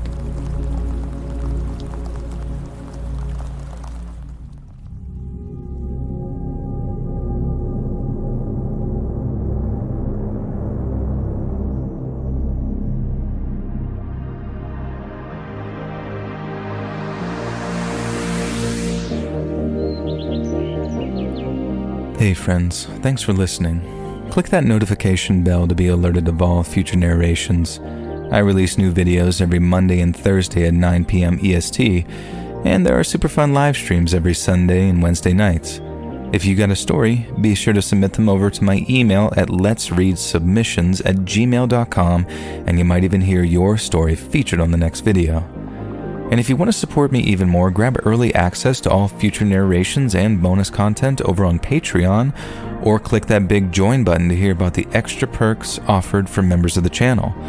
And check out the Let's Read podcast, where you can hear all of these stories in big compilations located anywhere you listen to podcasts. All links in the description below. Thanks so much, friends. And remember, don't talk to the police, ever.